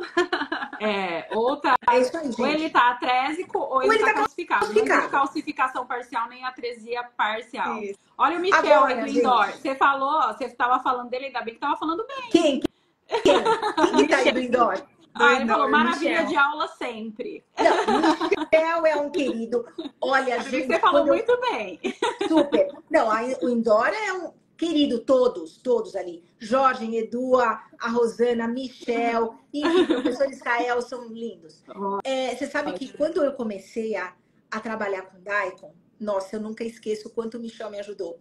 Eu recebi o arquivo numa pastinha laranja chamado RAR. E aí eu falava assim, mas Michel, desculpa, eu não consigo importar isso para o Horus. Ele falou, você tem que descompactar. Olha, uma coisa tão simples. Aí ele falou assim, não, você tem que descompactar para levar as imagens em DCM para dentro do seu Horus. Uma coisa super simples, mas às vezes é tão comum para vocês, mas para a gente não. Para quem está começando, não é. Entendeu? Então, o Michel me salvou nesse momento. Michel, muito. Sou super fã deles. Tem uma outra pergunta. Imagem C. Oliveira. E quando tem imagens hiperdensas no conduto que não são redondinhas? Como provavelmente são calcificações distróficas. Assim. Pode ser. Calcificação distrófica. Pode ser exatamente. Porque às vezes agora é redondinho, mas é calcificação, né? Ali dentro, hiperdensa. Acho que ela quis dizer isso. E também tem que ver o seguinte. Às vezes você tem essas imagens hiperdensas parecendo assim uma baguetezinha. Então, áreas de calcificação distrófica, que a gente chama. Tanto é que quando você faz acesso no canal, gente, sai aquele palitinho duro lá de dentro. Tem como uma polpa calcificada. A maioria no conduto palatino. Perfeito. Muito bom. Outra coisa, muitas vezes você coloca lá calcificado. Mas você sabe que na clínica, você vai usar instrumentos, às vezes, 0,06 e consegue o acesso. Então, não é sempre que eu não vejo na tomografia o MV2, por exemplo, que eu não vou encontrá-lo. Que eu não vou acessá-lo. Isso é importante. Por isso que vocês colocam lá no finalzinho. É importante a avaliação clínica, né? A abordagem. Sim, porque às vezes é menor... O conduto, ele é menor do que o tamanho do voxel, da espessura do voxel da tomografia. Então, a gente não vai conseguir enxergar, mas não quer dizer que ele não esteja ali. E é interessante que a gente falou dessas calcificações, que muito provavelmente o que foi perguntado são calcificações distróficas, a importância de ser falado de nódulos pulpares e calcificações, que às vezes as pessoas não citam. Vejo muita gente que não cita em laudo. Gente, cita, sabe por quê? Porque se o clínico tá esperto, puxa nódulos, será que ele tem uma parafunção nesse dente? Será que eu vou ter que corrigir alguma coisa? Super importante. Tudo que vocês veem, gente, relata naquele laudo. Não só do dente-alvo, mas de todos aqueles que aparecem no FOV. E interfere no acesso endodôntico também, né? Os nódulos pulpares, por mais que esteja só na câmara, pulpar, ele vai interferir no acesso endodôntico, né? Eu não vou cair no vazio, porque eu tenho um monte de nódulos. Eu só vou cair no vazio se eu perfurar, se eu entrar na furca. Então, assim, com certeza, esse detalhe, super importante. Já sei que eu vou precisar, no acesso, ter os meus insertos ultrassônicos diamantados para deslocamento dos nódulos. Porque tem nódulos que são extremamente aderidos no assoalho da cavidade e a gente não consegue remover. Tem que desgastar. E por que a gente tem que fazer isso? Porque você pode ter tecido embaixo do nódulo. Então, você tem que tentar remover, sim. Se você não conseguir destacando, que é o que a gente mais ama, faz a fotografia, posta no Instagram, a gente acha lindo aquilo, mas se não, a gente tem que desgastar. E a gente nunca faz isso com broca. A gente sempre faz com inserto. Por quê? Porque o inserto, eu consigo, como ele é extenso, eu consigo ali, por exemplo, no microscópio, ver onde ele está trabalhando sem ele entrar no campo de trabalho, sem ele tampar o campo de trabalho. Ótimo. Então, é importante, sim. Então, coloca isso, sim, para parafunção e para acesso. E tem mais uma pergunta aqui, ó. Quando das dilacerações radiculares, existe alguma classificação a ser apresentada nos laudos? Não, porque a dilaceração, na verdade, seria, aquela angulação, aquela curvatura extremamente acentuada. Se vocês conseguissem medir até o ângulo, por exemplo, para falar, né, realmente é menor do que 60 graus, é maior do que 60, enfim, seria interessante também. Apesar de que é tão visual pra gente. Mas olha, eu tenho uma angulação de Schneider que fala sobre essa questão do ângulo, mas eu não sei se a gente tem uma classificação específica, sabe? Para dilaceração, eu desconheço. Eu desconheço. Uhum. Mas eu Mas, vou assim, falar posso até pessoalmente. Tá Eu vou falar falando pro de meu laudo dilaceração? pessoalmente. Uhum. Eu coloco em que terço ela está e para onde ela está voltada. Qual raiz, qual terço e para onde essa dilação está voltada. Mesial, vestibular, distal. Eu acho que isso já ajuda para um acesso endodôntico ali. E é importante falar que quando tá dilacerada a raiz, é muito difícil da gente fazer a odontometria daquele dente. Porque o que acontece? A gente não consegue colocar a raiz, o conduto no mesmo plano para a gente medir exatamente todo o conduto. Então, quando a raiz é dilacerada, a odontometria ela não se torna tão exata. É mais fácil a gente fazer a odontometria de um dente que está reto, raiz reta, um incisivo, um canino, do que o molar. Porque o molar, quando chega ali na região da dilaceração, a gente precisa de girar o corte para poder aparecer todo o conduto. Talvez para o endodontista é um pouco difícil de entender. Não, mas estou entendendo. Agora, se você puder, se o radiologista puder colocar realmente esta medida, mesmo que um pouco aproximado, vai ser muito melhor do que quando a gente faz essa medida no sensor digital, que tem também essa ferramenta da régua. Mas a gente pode ter alongado a imagem, a gente pode ter encurtado, diferente da tomo, que ela é exata. Então, assim, muitas vezes, se vocês conseguem fazer esse traçado, é muito bacana. Outro detalhe que vocês poderiam sempre fornecer pra gente. Quando vocês... eu tenho MV1 e MV2, sabe essa distância entre eles? É bacana vocês colocarem. Porque eu faço isso aqui na minha navegação. Mas, poxa, se o radiologista ele fez, por exemplo, lá quando ela começa a aparecer o MV2, que é, sei lá, no terço cervical mesmo, às vezes pode ser no terço médio. Mas onde ele começar a aparecer, mesmo, né? mede a entrada dos canais. Porque isso, sabe o que o endodontista pode fazer em casos super complexos? Ele pode pegar essa medida, ele pode pegar um cone de gutapercha, cortar essa medida, pegar uma pinça e deitar dentro da câmara pulpar. Perfeito. Ó, que legal. E aí ele pode marcar e falar, putz, é aqui, ó. É aqui que deve estar o MV2. Então, também é mais um recurso, além da cor da dentina, enfim, né? Da linha. Eu acredito que quem já está acostumado a laudar a tomografia, no corte axial, região de entrada dos condutos, embocadura, é só medir, fazer uma medida, ali a distância do MV1 para o MV2, isso já ajuda muito. Eu tenho por costume, quando eu vejo que o MV2 não foi tratado, que é dia sim, dia também, que a gente pega, né? O MV2 é o esquecido Claro. no... É a causa número 1 dos insucessos em primeiro molar superior. Sim. É o MV2. Aí, quando eu pego esses casos, eu tenho o costume também de enviar essas medidas, né? E isso é bacana também fazer. A Fabiana Chaves comentou que você que tá aí, ó, faz umas fotos, tá? Faz uns prints. Eu tô com medo de fazer e desligar o telefone. Então, a gente vai deixar a live gravada, gente. A live vai ficar salva. Porque quem tiver as dúvidas vai ficar salva e depois a gente consegue compartilhar no seu perfil também. Todo mundo vê. Maravilha, gente. Eu quero... a Fabiana Chaves, como clínica e faço solicito tomografia de molar superior para pesquisa de anatomia, foco MV2. No laudo diz raiz mesial 1 conduto. Às vezes acontece. O radiologista tem alguns jeitos, né, da gente conseguir visualizar, né? Assim, ter uma noção de que possa ter um MV2. Eu acho que o conduto vestibular está bem vestibularizado, né? A gente às vezes sabe ali que tem um MV2, mas como está calcificado, às vezes não consegue enxergar a trajetória, né? Mas sabe que existe ele ali. Perfeito. Como que você orientaria a gente descrever isso, né? Sempre assim. A raiz é uma raiz só, raiz mesiovestibular. O nome da... Não fala assim, raiz MV1, raiz MV2. Não. Eu tenho na mesma raiz, eu posso ter os dois canais. Então, na raiz mesiovestibular, quando a gente tem uma raiz mais oitoide, mais na formazinha, sei lá, de um rim, mais elíptica, isso... Ai, Carlos que fez fotos. Meu amigo tá mandando aqui no WhatsApp. Obrigada. Então, a gente é muito moderna. É o WhatsApp, não sei o que, o computador e tal. Então, olha só, gente, radiologistas, né, que vocês devem saber bem de anatomia interna.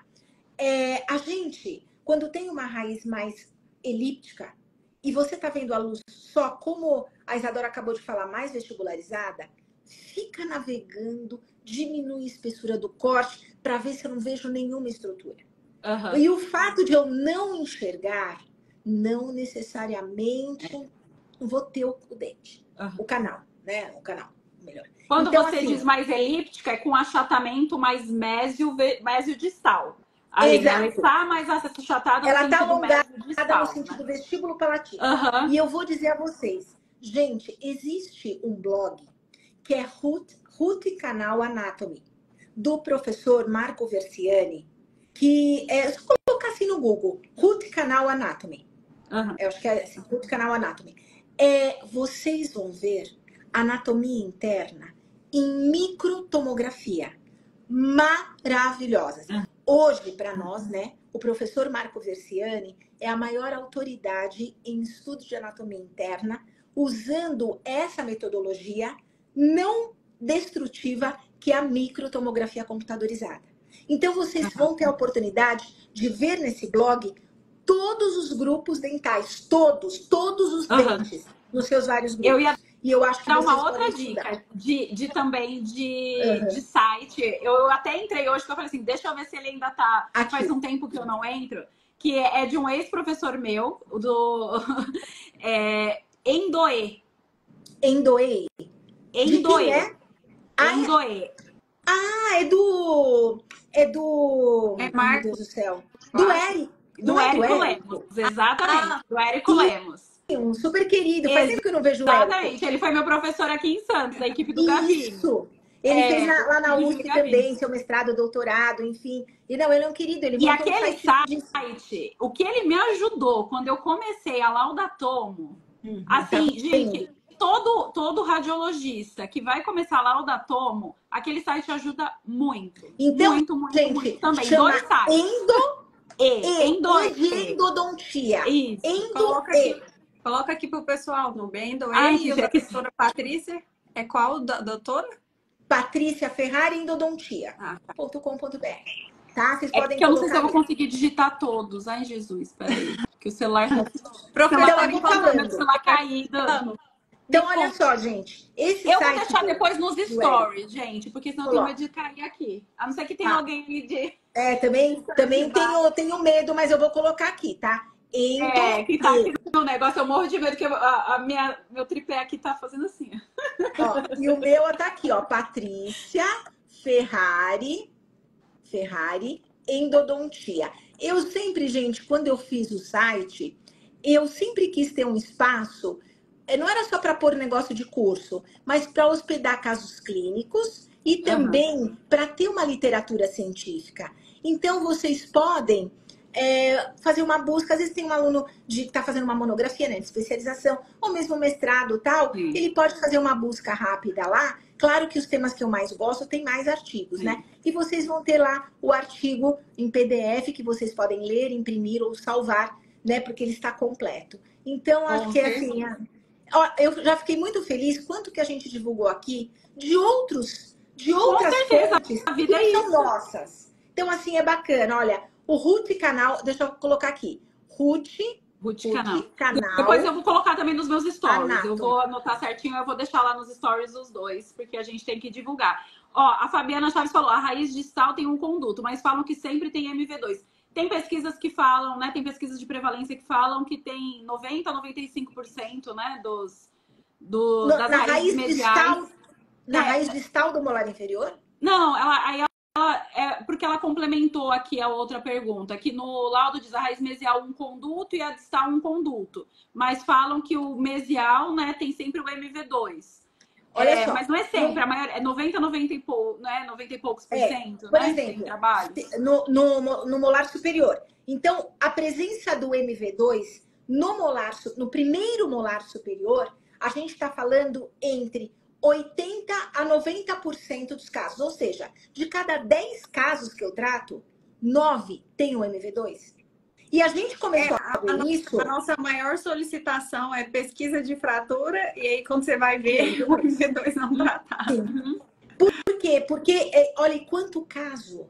Eu tenho certeza que aqui, nessa plateia, pode ter endodontistas super experientes. Será que de 100 casos, 90 ele achou MV2? Então, é claro que tudo isso, gente, melhora, com certeza, com aumento, com magnificação e luz. Por isso que a gente fala, né, assim, hoje a endodontia, puxa, a gente deveria trabalhar sempre com microscópio. Eu sei que pode não ser a realidade, mas não importa. Quando a gente começou lá atrás, gente, era uma fortuna o microscópio.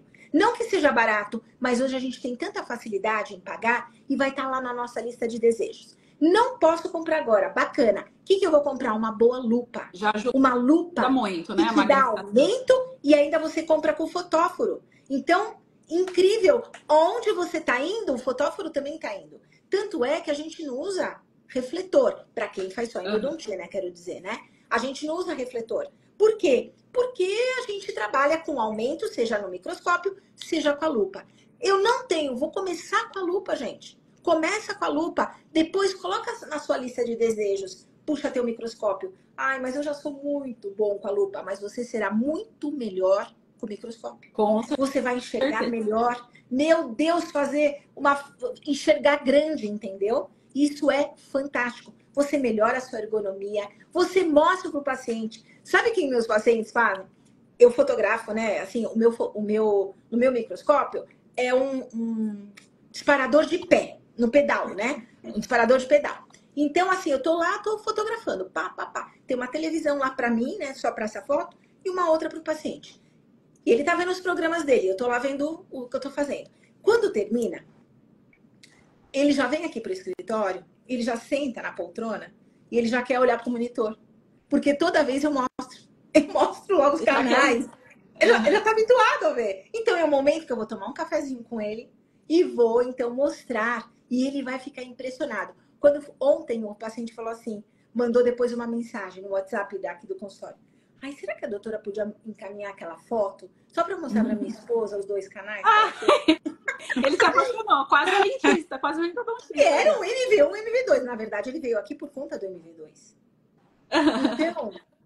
Então, assim, a gente foi à caça. E não é sempre, gente, mesmo tendo a tomografia, o microscópio, o ultrassom, nossa, super fácil localizar? Não.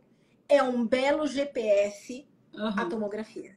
Mas, ali na hora com o paciente, e você tem que fazer todo esse exercício, por isso que você tem que ter paz, tranquilidade para atender. Então, hoje, gente, eu vou dizer assim, que eu faço assim, meu consultório de um modo feliz, sabe? Mas depois de tantos anos, né? Sabe, eu tenho tempo para atender meu paciente. Então, eu atendo meu paciente lá com as minhas 2 horas. Então, eu vou trabalhar no paciente, eu vou terminar, eu vou vir para o escritório, eu vou conversar com ele, enquanto preparam a sala para o outro paciente. Então, é muito gostoso você trabalhar com o que você gosta e do jeito, mesmo da simplicidade, mas o jeito que te faz feliz. Sempre. Porque mesmo com 36 anos, eu vou falar que todo dia é um dia, assim, claro, tem dias melhores, tem alguns dias que a gente fica chateado, mas assim, eu tô sempre encantada com aquilo que a gente está fazendo. E eu acho que é isso. Não importa quantos anos, mas enquanto você tiver, sabe, amor naquilo que você está fazendo, ajudando com o seu trabalho esse paciente, tirar a dor desse indivíduo, devolver saúde, puxa vida, tua missão aqui. Né? Tua missão. Que ótimo. Você viveu e você não passou pela vida. Você entregou alguma coisa, você ajudou alguém com o seu trabalho. Então é isso. E se esse trabalho não te faz feliz, todo momento é tempo da gente rever essa trajetória. Com certeza. Com certeza. Assim, a gente tem assuntos infinitos, né, aí pra gente falar que auxiliariam, né, os radiologistas, os endodontistas. Aí eu tô vendo que tem várias perguntas aqui. Deixa eu ver se... Eu não tô vendo nada, gente. Eu tô de óculos, mas não tô vendo nada. Tem uma pergunta que eu tenho que fazer para a doutora, que acho que é uma dúvida de muitos radiologistas. Assim, a princípio, quando às vezes a pessoa está começando na radiologia, ela considera um dente perfurado um dente condenado. Mas quando que a perfuração vai condenar o dente? Quando que as chances de manter aquele dente ali na boca? Eu só tô lendo aqui J.R. Toledo. Sorte que grande parte do MV2 se une ao MV1 no terço apical. Exatamente. Sim. Olha só, a gente não encontra esses tanto, né, nesse percentual tão alto, e a gente não tem esse percentual de insucesso. Por quê? Exatamente pelo fato de unir um ao outro. Muitas vezes é um caso de dente vital, não tem infecção, e ele tem um forame único, maravilha. E olha só, Joyce falando, fiz o curso da Amanda Lavor, que é a caçadora de MV2, a caçadora da MV2, e hoje ela consegue localizar sem lupa 70%. Olha a técnica eficiente da Amanda. Sim. Sem micro, imagina se tivesse um. Com certeza, Joyce, né? Você primeiro ia ter mais conforto, talvez mais facilidade, e você seria a the best aí em achar o MV2, bacana. Agora, em relação à perfuração, gente, o prognóstico de perfuração está muito relacionado a tempo e tamanho. Então, quanto maior a perfuração, com certeza a gente tem um prognóstico mais reservado, vamos dizer assim. Porém, com o advento dos biocerâmicos, que são silicatos de cálcio, que na verdade, esses cimentos biocerâmicos, que existe já desde, na verdade, há 26 anos, a gente tem biocerâmico, porque o MTA, que foi lançado lá em 98, já é um material biocerâmico, né? Ele tinha outro nome, mas ele é um material biocerâmico porque 75% dos MTAs, né, daquele MTA que foi lançado, tinha silicato de cálcio. E o silicato de cálcio, especialmente o silicato tricálcico, ele, depois do seu endurecimento, ele consegue oferecer muita resistência àquele elemento. Então, especialmente assim, aqueles cimentos biocerâmicos com uma quantidade maior de silicato tricálcico é capaz de oferecer resistência ao dente. Tanto é isso que, sabe que, voltando lá no começo que a gente começou a falar de RCI, o que está sendo produzido hoje, muitos artigos, é assim, porque é a dúvida. Puxa, eu tenho uma RCI, vou abordar cirurgicamente, mas que material eu uso? O que eu uso? Eu uso resina do lado de fora da raiz? Eu uso material biocerâmico? O que eu uso? E qual material biocerâmico? Então, está sendo feito, né? Agora, 2024, a gente teve produção de artigos assim, trabalhando com, vou colocar diferentes materiais naquelas super cavidades, que então a gente traz o link para perfuração, que também é uma grande perda estrutural. E aí, depois de colocado esses vários materiais, submetem a um teste de fratura. E quanto maior a quantidade de silicato tricálcico no material biocerâmico utilizado, maior é a resistência. Mais força eu teria que fazer para fraturar aquele dente. E independente do terço que ele foi inserido? Normalmente é o terço cervical. Porque a reabsorção ela começa na cervical, podendo se estender até para a apical. Então, essa classificação do Patel das RCIs serviu muito para padronizar a lesão para os trabalhos experimentais.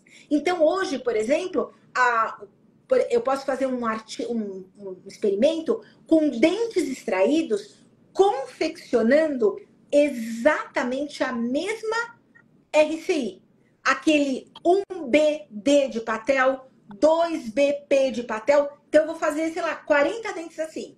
E vou colocar, porque eu tenho uma classificação mais exata, e vou colocar diferentes materiais e submeter a teste de resistência.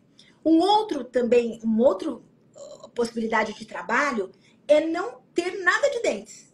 É fazer tudo com elemento finito. Então, é um trabalho completamente computacional, onde você vai desenhar o tipo de RCI que você quer avaliar. Por exemplo, uma 3BP de Patel. Foi até o terço médio, tem comunicação com a polpa e já envolveu 2 quadrantes, 180 graus. Aí você coloca diferentes materiais. Submete tudo no computador. Submete a uma força, sei lá, 135 graus. Tantos newtons. E aí, então, você vai ver quanto absorveu de estresse o material e quanto ele devolveu para a dentina. Qual é o melhor material? Por exemplo, estou lembrando desse artigo. Qual foi o melhor material? O biocerâmico que teve mais carga de silicato tricálcico, que no caso é a Biodentine, que é um excelente material para grandes destruições, seja na perfuração, seja lá na RCI. Foi o que mais absorveu o estresse e o que menos devolveu para a dentina. Que é isso que a gente quer, completamente contrário do amálgama. O amálgama não é assim, ele recebe força, o que ele faz? Ele não absorve nada, ele passa tudo para a dentina e fratura o dente.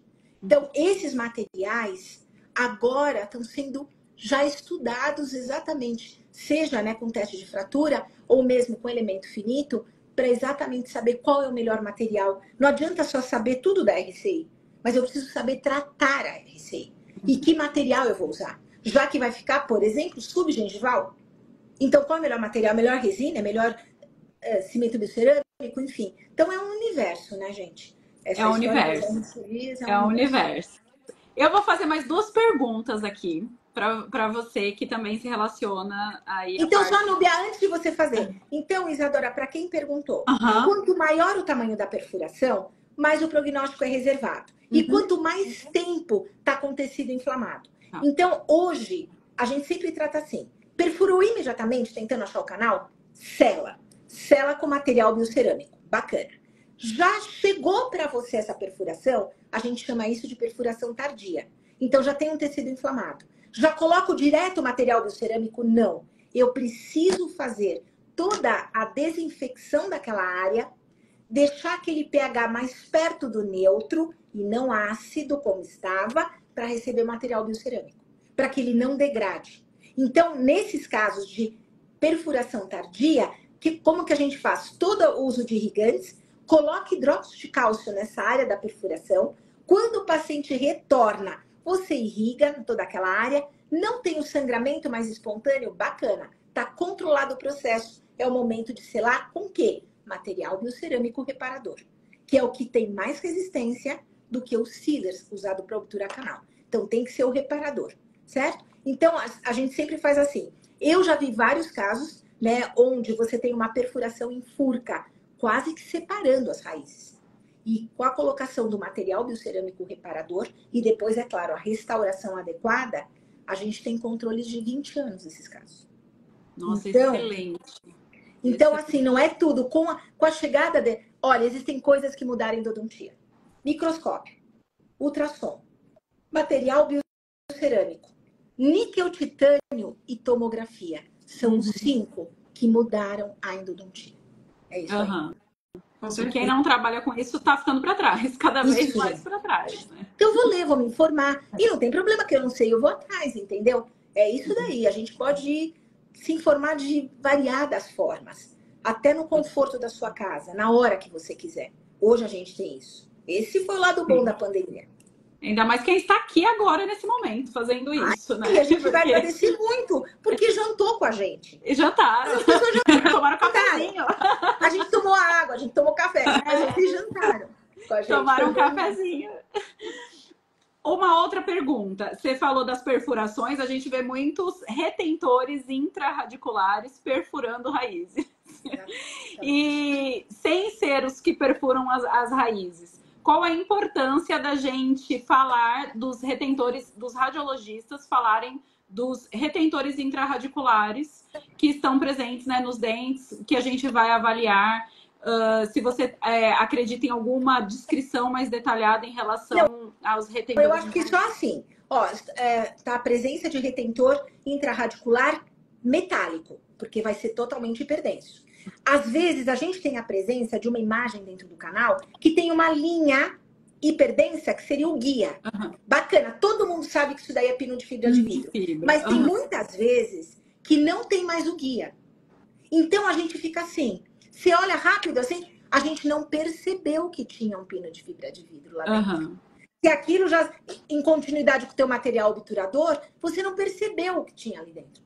Quando você vai fazer o retratamento, você pode se deparar com um grande complicador, que é a remoção de pino de fibra de vidro. Que diferente, né? Um obstáculo, porque diferente de um pino metálico, que você vai trabalhar na linha de cimento entre o pino e a dentina, e depois vibrar e sair esse pino, no pino de fibra de vidro, não. Você tem que desgastar o infeliz.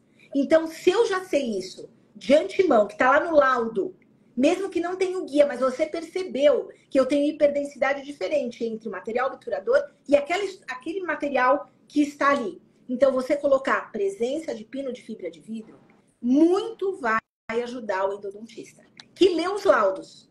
Porque também tem endodontista que nem lê o laudo. Sim. Entendeu? E então, fala gente, em qual conduto ele se encontra, se ele né? Tá porque às vezes está em mais de um conduto, né? Mais de um conduto, muitas vezes ele está em mais de um conduto. Sim. Então, assim, importante até colocar se houver desvio, super importante. E esse desvio está por dito palatino. A gente viu que ele até perfura, e a perfuração ela tem tantos milímetros. Bacana a gente fazer isso. Então, e tudo isso vai estar relacionado ao nosso plano de tratamento. Né? Porque se eu posso selar isso, se for muito pequeno, com o próprio cimento biocerâmico lá, reparador, eu posso usar um biocerâmico reparador naquela região, espelhar dentro do canal, enfim, tem várias formas de tratar. Então, eu acho que é muito importante distinguir o que é pino de fibra de vidro. Os metálicos a gente sempre vai ver, mas o pino de fibra de vidro, se ele não tiver o guia, pode te confundir, achando que é material obturador. E quando abre, você se depara com essa situação super chata. Que é medir o pino também é interessante? É legal, é bacana. Todas essas medidas são muito boas para o endodontista, porque vocês estão com medidas reais. Claro que é importante, ou você coloca a linha para a gente entender qual é a referência, ou então você escreve. Tendo como referência a cúspide mesovestibular, por exemplo, o pino no canal mesovestibular está numa profundidade, sei lá, no comprimento de tantos milímetros. Acho que é legal, sim. Tudo isso daí é muito bacana. E às vezes até paredes também, muitas vezes quando vai ser colocado o pino, as paredes são muito desgastadas, né? Se for uma coisa que chama atenção, coloca também. Muito finas essas paredes são observadas na tomografia, enfim. Acho que é importante, porque também ajuda a gente a tomar decisão.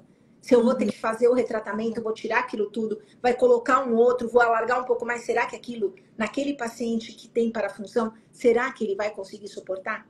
Vai fazer tudo isso e vai ter um risco grande de fratura? Tudo isso. Tá. Muito bacana. E aí eu vou fazer uma última pergunta aqui, que é uma pergunta bem polêmica, assim, que nós, radiologistas, ficamos um pouco tchau. Polêmicas. Tchau, pessoal. Não. Se a gente fica assim, com medo, às vezes, de colocar e comprometer, né, o endodontista, né, o dentista que fez. A gente coloca o conduto parcialmente obturado, material aquém, material além. A gente fica com medo, assim, a gente fala, será que vai colocar isso? Será que vai comprometer o tratamento, né, o dentista que fez? A gente entende que existem escolas diferentes e que é normal ficar ali aquém ou além do conduto, né? Então, a gente entende que existe essa diferença. Só que a gente precisa de descrever o que a gente está vendo.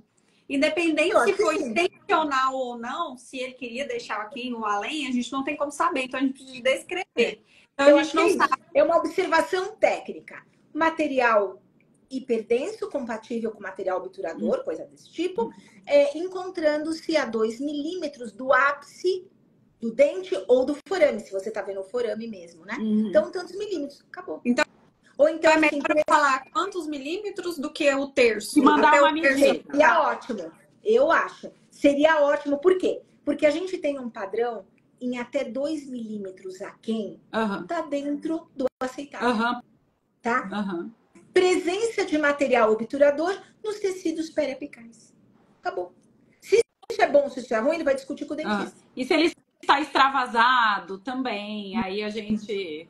Então, tem um negócio assim, por exemplo, se o cone está para fora, a gente chama isso de sobreextensão. Sobreextensão, olha aí um termo. Sobreextensão. Sobreextensão. Sobre obturação? Sobreextensão é o cone para fora. Sobreobturação é quando eu tenho material para fora, material cimento para fora. Sim, então, assim, eu acho que, se for o caso, para não ficar colocando termos que possam gerar confusão, comprometer até, só colocar material obturador além do forame, ou então nos tecidos periapicais. Presença de material obturador nos tecidos periapicais. Se são tantos milímetros para fora, para dentro, isso é um problema do endodontista. Mas eu acho que você pode relatar que eu tenho material nos tecidos periapicais. Aí, se ele quer saber se é cone, se é cimento, se é não sei o que lá, então é outra história. Mas eu enviar medidas é interessante ali no template. Quando ele está aquém, eu acho que é legal. Show. Agora, quando ele está além, não, passou 2 milímetros, passou não sei o quê, eu acho que é desnecessário isso. Porque ou passou ou não passou, ponto. Se passou tanto, não importa isso. Entendi. A não ser que, sei lá, seja uma situação muito específica. Eu tenho uma lima fraturada além do forame, tantos milímetros, eu quero saber, porque eu vou fazer uma cirurgia, eu vou fazer uma tentativa de remoção via endodôntica. Enfim, são casos mais específicos. Mas, no modo geral, assim, se tiver aquém, coloca quantos milímetros está aquém, do ápice ou do forame. E se estiver além do material nos tecidos periapicais. Acabou, só isso. Sim. Tá ótimo. E tudo para ser feito um retratamento endodôntico vai ser definido de acordo com a sintomatologia também, né? Com a parte clínica do paciente, né? Sim, assim, não é isso que vai ser o determinante para ser feito um porque retratamento. Assim, olha, muitas se vezes... tem uma lesão ativa e se tem uma sintomatologia, né? Exato. E muitas vezes é assim, ó, todos esses materiais que são usados de modo permanente dentro do canal, como, por exemplo, cimento obturador, ou mesmo cone de gutapercha, que são os nossos materiais, são materiais muito bem tolerados pelos tecidos. A gente pode ter extravasamento de cimento e até mesmo de cone, e a gente ter reparo dos tecidos periapicais. Por quê? Porque a causa número 1 da lesão apical, da periodontite apical, presença de infecção. Intraradicular na sua grande maioria dos casos. Então, você pode ter esses materiais fora dos limites do endodonto e compatíveis com o processo de cura e reparo. Então, por isso que toda tomada de decisão, a tomografia é linda, maravilhosa, mas, gente, é um exame complementar. É muito importante a avaliação clínica. Por isso que, às vezes, eu recebo os casos de RCI, todo mundo do nosso grupo já sabe. Gente, eu quero relato clínico. Eu quero que a pessoa me conte. Ela tem que contar uma história, não é só mandar uma tomografia. Ela tem que contar a história do caso. É como vocês querem saber o relato do caso para poder laudar melhor. A gente também. Sabe, é muito inconsequente eu só olhar na tomografia e dizer o que tem que fazer? Não. Ele tem que me dar o relato do caso. Os testes. Olha, teste de sensibilidade pulpar deu negativo, deu positivo. Tem sensibilidade, tem bolsa, tem isso e aquilo. Tudo isso vai ser importante. Eu sempre falo que existem 7 testes na endodontia. Um chamado inspeção visual. 7. Inspeção visual. Eu olho assim o paciente, eu já vejo ali no dente. Se eu tenho edema, se eu tenho uma fístula, se eu tenho alteração cromática, se eu tenho uma restauração fraturada, infiltrada, tudo isso chama inspeção visual. Olhei. Aí eu vou fazer, então, começa. Palpação, percussão, teste de sensibilidade, mobilidade, sondagem e tenho ali um carbono para observar a oclusão desse paciente. Então, sempre eu tenho 7. Muitas vezes é um dente já tratado, eu não vou fazer teste de sensibilidade pulpar, mas são sempre 7. Então, sempre a gente faz assim. E eu quero saber o resultado do 7, quando alguém me manda um caso clínico. Sim. Isso é perfeito. A gente até conversou, né? Antes a gente teve uma conversa prévia aí para o pessoal saber. E aí a gente estava comentando sobre isso. Tanto o que a gente conversou, né, mais para o início da live, a importância dos dentistas escreverem, não só os endodontistas, como os de todas as especialidades, escreverem o que eles precisam no pedido, na solicitação do pedido, né? Que isso é fundamental para o radiologista saber, porque a gente realmente não tem a bola de cristal. Seria bom, né? Mas a gente não tem a bola de cristal. E nem com a alta resolução a gente consegue ter todas as respostas, não né? Não temos. E aí até a doutora Patrícia Ferrari falou, se eu tivesse uma radiologia, eu acho que eu ia querer ter uma cadeira, né, para avaliar o paciente clinicamente. Para avaliar o paciente clinicamente. Era um sonho, né? Seria um sonho, assim, mais, assim, como, por exemplo, eu e a Isadora, a gente trabalha à distância, né? Então, assim, a gente não consegue estar presente ali e visualizar. Muitas vezes mandam fotos, né? Isso é importante e tudo mais, mas muitas vezes a gente não consegue estar ali. E tem dentistas que ainda são, que não estão se atualizando, que não enviam isso. E eu acredito na importância, né, da própria clínica e ter uma anamnese. Exato. Porque muitas vezes, se o dentista não está te ajudando, alguém vai ter que te ajudar. Quem é o melhor, quem vai querer ser beneficiado? É o paciente. E o paciente, ele vai te ajudar, ele vai contar todas as histórias possíveis ali, ele vai conversar, ele vai falar com o técnico e ele vai te ajudar. E isso eu acho de extrema importância. O radiologista que faz laudo à distância, quando ele começa a trabalhar numa clínica, ter uma anamnese e falar, olha, eu trabalho com essa anamnese, né? Eu preciso das informações clínicas. E isso quem trabalha à distância, e as clínicas de radiologia terem esse pensamento e começarem a aplicar a anamnese nos seus pacientes. A gente tem muitas formas. Pode ser o próprio paciente a preencher, pode ser um tablet, né, gente? A gente tem o tablet, coloca o iPad lá na recepção. Enquanto o paciente está lá na recepção, deixa ele lá com o tablet, ele vai adorar. Ele vai achar a tua clínica super tecnológica. E se não for o paciente, o próprio técnico, na hora de fazer a aquisição, preenche lá. Você não precisa ter papel. Às vezes, assim, não, vou ter um monte de papel, vai ser muito problema. Você faz lá uma planilha lá no Google Forms, né, gente? A gente tem o Google. Faz o Google Forms, eu recebo assim. Faz um Google Forms, o Google Forms mesmo já vai para o radiologista. De alguma forma, ter as informações. Então, o próprio técnico faz as perguntas e preenche e já te manda. E já fica muito fácil. Exatamente. E pensando nisso, aí a gente fez uma ficha de anamnese para o pessoal fazer o download, quem é radiologista à distância, enviar aí para as clínicas que trabalham e pensar num diagnóstico mais assertivo aí para os seus pacientes. Eu vou fixar aí o comentário. Tá aqui fixado o comentário, é só acessar, preencher lá os dados e baixar. Vai chegar no e-mail, na verdade, dá uma olhada aí no e-mail de vocês, que isso é de extrema importância. Se o dentista não ajuda, gente, vamos partir para o paciente tentar ajudar a gente, porque isso, de alguma forma, a gente vai ter esse diagnóstico aí mais assertivo que a gente precisa e o paciente vai ser o beneficiado no final aí da gente, linha, né?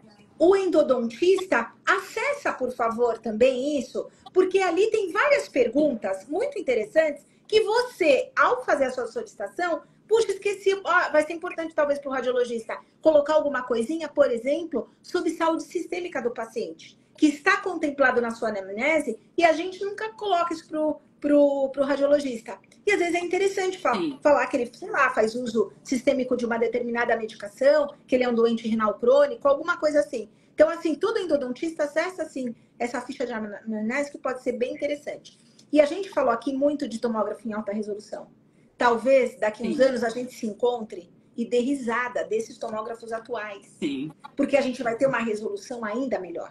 Por que a gente muitas vezes não vê as trincas? Não vê a presença da trinca, vê o efeito dela, o defeito ósseo causado, né? Por que a gente não vê? Porque é isso, porque muitas vezes a espessura dela é muito pequena e não consegue ser detectada mesmo num tomógrafo em alta resolução. Por isso que ainda, para trincas, a gente precisa fazer uma observação clínica, com aumento, com luz, é isso, colocando corante. É isso daí, né? Então, com certeza, a gente... Por exemplo, falando disso, só para eu terminar. Tô lembrando aqui. Nós estudamos lá nas trincas um artigo, se não me engano é 2019, do Journal, onde ele mostra as alterações ósseas frente à trinca só coronária com extensão radicular, fratura vertical da raiz, que todo radiologista tem que ler esse artigo. Porque eu nunca lembro de ter recebido um laudo dizendo assim, tá vendo aqui na crista óssea, eu tenho um defeito angular, que é aquele, parece assim uma perda óssea, tipo um triângulo naquela região. E isso é muito importante pra gente, porque eu já sei que ali eu tenho uma trinca que vai até aquela extensão no final do defeito. E é muito bacana, porque isso vai ser importante para eu pensar na restauração que eu vou colocar depois. Então, esse artigo 2019, até passo para vocês, que talvez vocês já até conheçam, exatamente é um artigo que todo radiologista tem que ler para saber as 3 situações. Defeito angular, lesão em J e defeito combinado. Então, esses 3, para exatamente essa pesquisa de trinca e fratura, vai ser bem legal para quem estiver laudando. Então, depois eu vou passar para vocês. E eu queria aproveitar e falar para os radiologistas que estão aqui, que a professora Patrícia tem um grupo de estudo, né? Como eu falei, a cada 6 meses ela está mudando aí o tema, né? Mais ou menos 6 meses, né? É de fevereiro a junho e depois no outro semestre a pessoa tem que ficar de agosto a novembro. Sempre assim. e ela é feito um estudo de vários artigos, são feitos estudos de vários artigos, né? Então ela pega o artigo, destrincha ele ali e debate, né, juntamente com os alunos, o que foi falado no artigo. Então, realmente é com base científica. É muito interessante participar dos grupos de estudo, a gente aprende muito. Então, quem é radiologista e quer melhorar na parte de endo, eu acho que é uma oportunidade muito boa.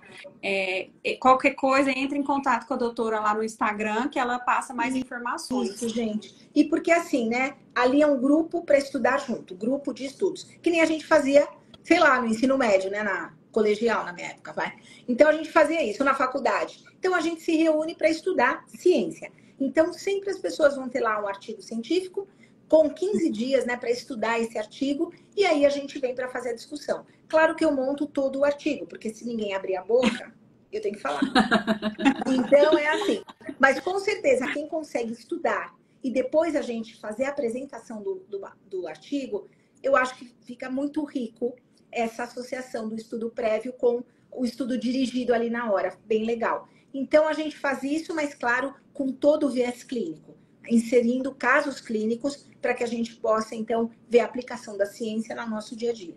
Então, essa a finalidade do grupo de estudos, trazer a ciência perto do clínico, porque muitas vezes isso nem foi apresentado para ele durante a graduação. E ele, o que ele faz quando ele vê um gráfico? Quando ele vê, sei lá, ele pula, porque ele não sabe ler. Então, a gente vai estudar juntos, entendeu? Então, é assim, tudo fica gravado, depois a gente manda todos os slides, enfim. Eu tenho muito carinho e amor por esse projeto que está no seu 4º ano, então, sempre a gente tem um carinho todo especial. Muito bacana, muito bacana. Saber. Professora, legal, viu, gente? é um prazer estar essa noite aqui com você. Eu aprendi muito, como sempre, Com né? certeza. Então, nossa Senhora, Eu aprendi acho que você tem muito a ensinar para todo mundo. Acho que é uma honra mesmo estar aqui. E eu te agradeço pela sua disponibilidade e confiança de estar aqui com a gente hoje. Não, prazer todo meu, enorme alegria. Como é gostoso fazer essas lives, né, gente? Claro que muito bom. Mostrar... A gente ia ter assunto, acho que até meia-noite, se deixar. Porque é endodontia com radiologia, e ficou pergunta aqui sem responder. Vamos ter que fazer a parte. Não, mas a gente vai respondendo, gente. Eu procuro responder tudo. E elas vão me passar também se precisar. Mas eu gosto, gente, eu queria ter um slide aqui. Chama no inbox, que aí a gente vai respondendo. Quem precisou de artigo, chama a gente, segue a gente, né? Que a gente sempre tá fazendo lives, vamos fazer também de outras especialidades aí. Maravilha. Porque, né, é importante trazer aí a radiologia em todas as especialidades, que o que a gente precisa é falar diretamente com o clínico e saber o que o clínico precisa nos nossos laudos. E isso é muito importante. E eu acho que a gente vai precisar fazer a parte 2. Professora, muito obrigada. Foi muito elucidativa. Toda a sua aula foi maravilhosa. Eu tenho certeza que o pessoal adorou. O pessoal está sendo muito... Mas olha, tanto amigo, gente. Tantos queridos aqui. A Darlina, Carlos, o Alan, eu não conheço. O Alan, não sei se ele é radiologista. Ai, que legal. Alan, muito obrigada, viu? E olha, obrigada, gente, pelo tempo de cada um de vocês. Por estar aqui com a gente. Porque eu sempre falo, né? O tempo é tão precioso, o tempo não volta. Nós tivemos um tempo bom juntos aqui, que a gente possa criar essa memória boa desse tempinho que passamos juntos. Então, eu agradeço muitíssimo cada um que nos acompanhou aqui, além, né, da Núbia, além da Isadora, que são 2 super queridas, e que a gente possa ter muitos momentos felizes como esse. E eu fico à disposição também. Muito obrigada mais uma vez. Obrigada, pessoal, por terem participado. Quem não pegou desde o começo, a live vai ficar gravada nos nossos Instagrams. Aí vocês assistam novamente. Bacana. E uma boa noite a todos. Boa noite. Gente, baixar, tá o link aqui fixado. Depois eu vou deixar nos stories para baixar a anamnese. Apliquem a anamnese aí nas clínicas de vocês. Beijão, legal. Gente. Boa noite. Beijo, gente. Até boa noite. Boa noite. Tchau, gente. Tchau.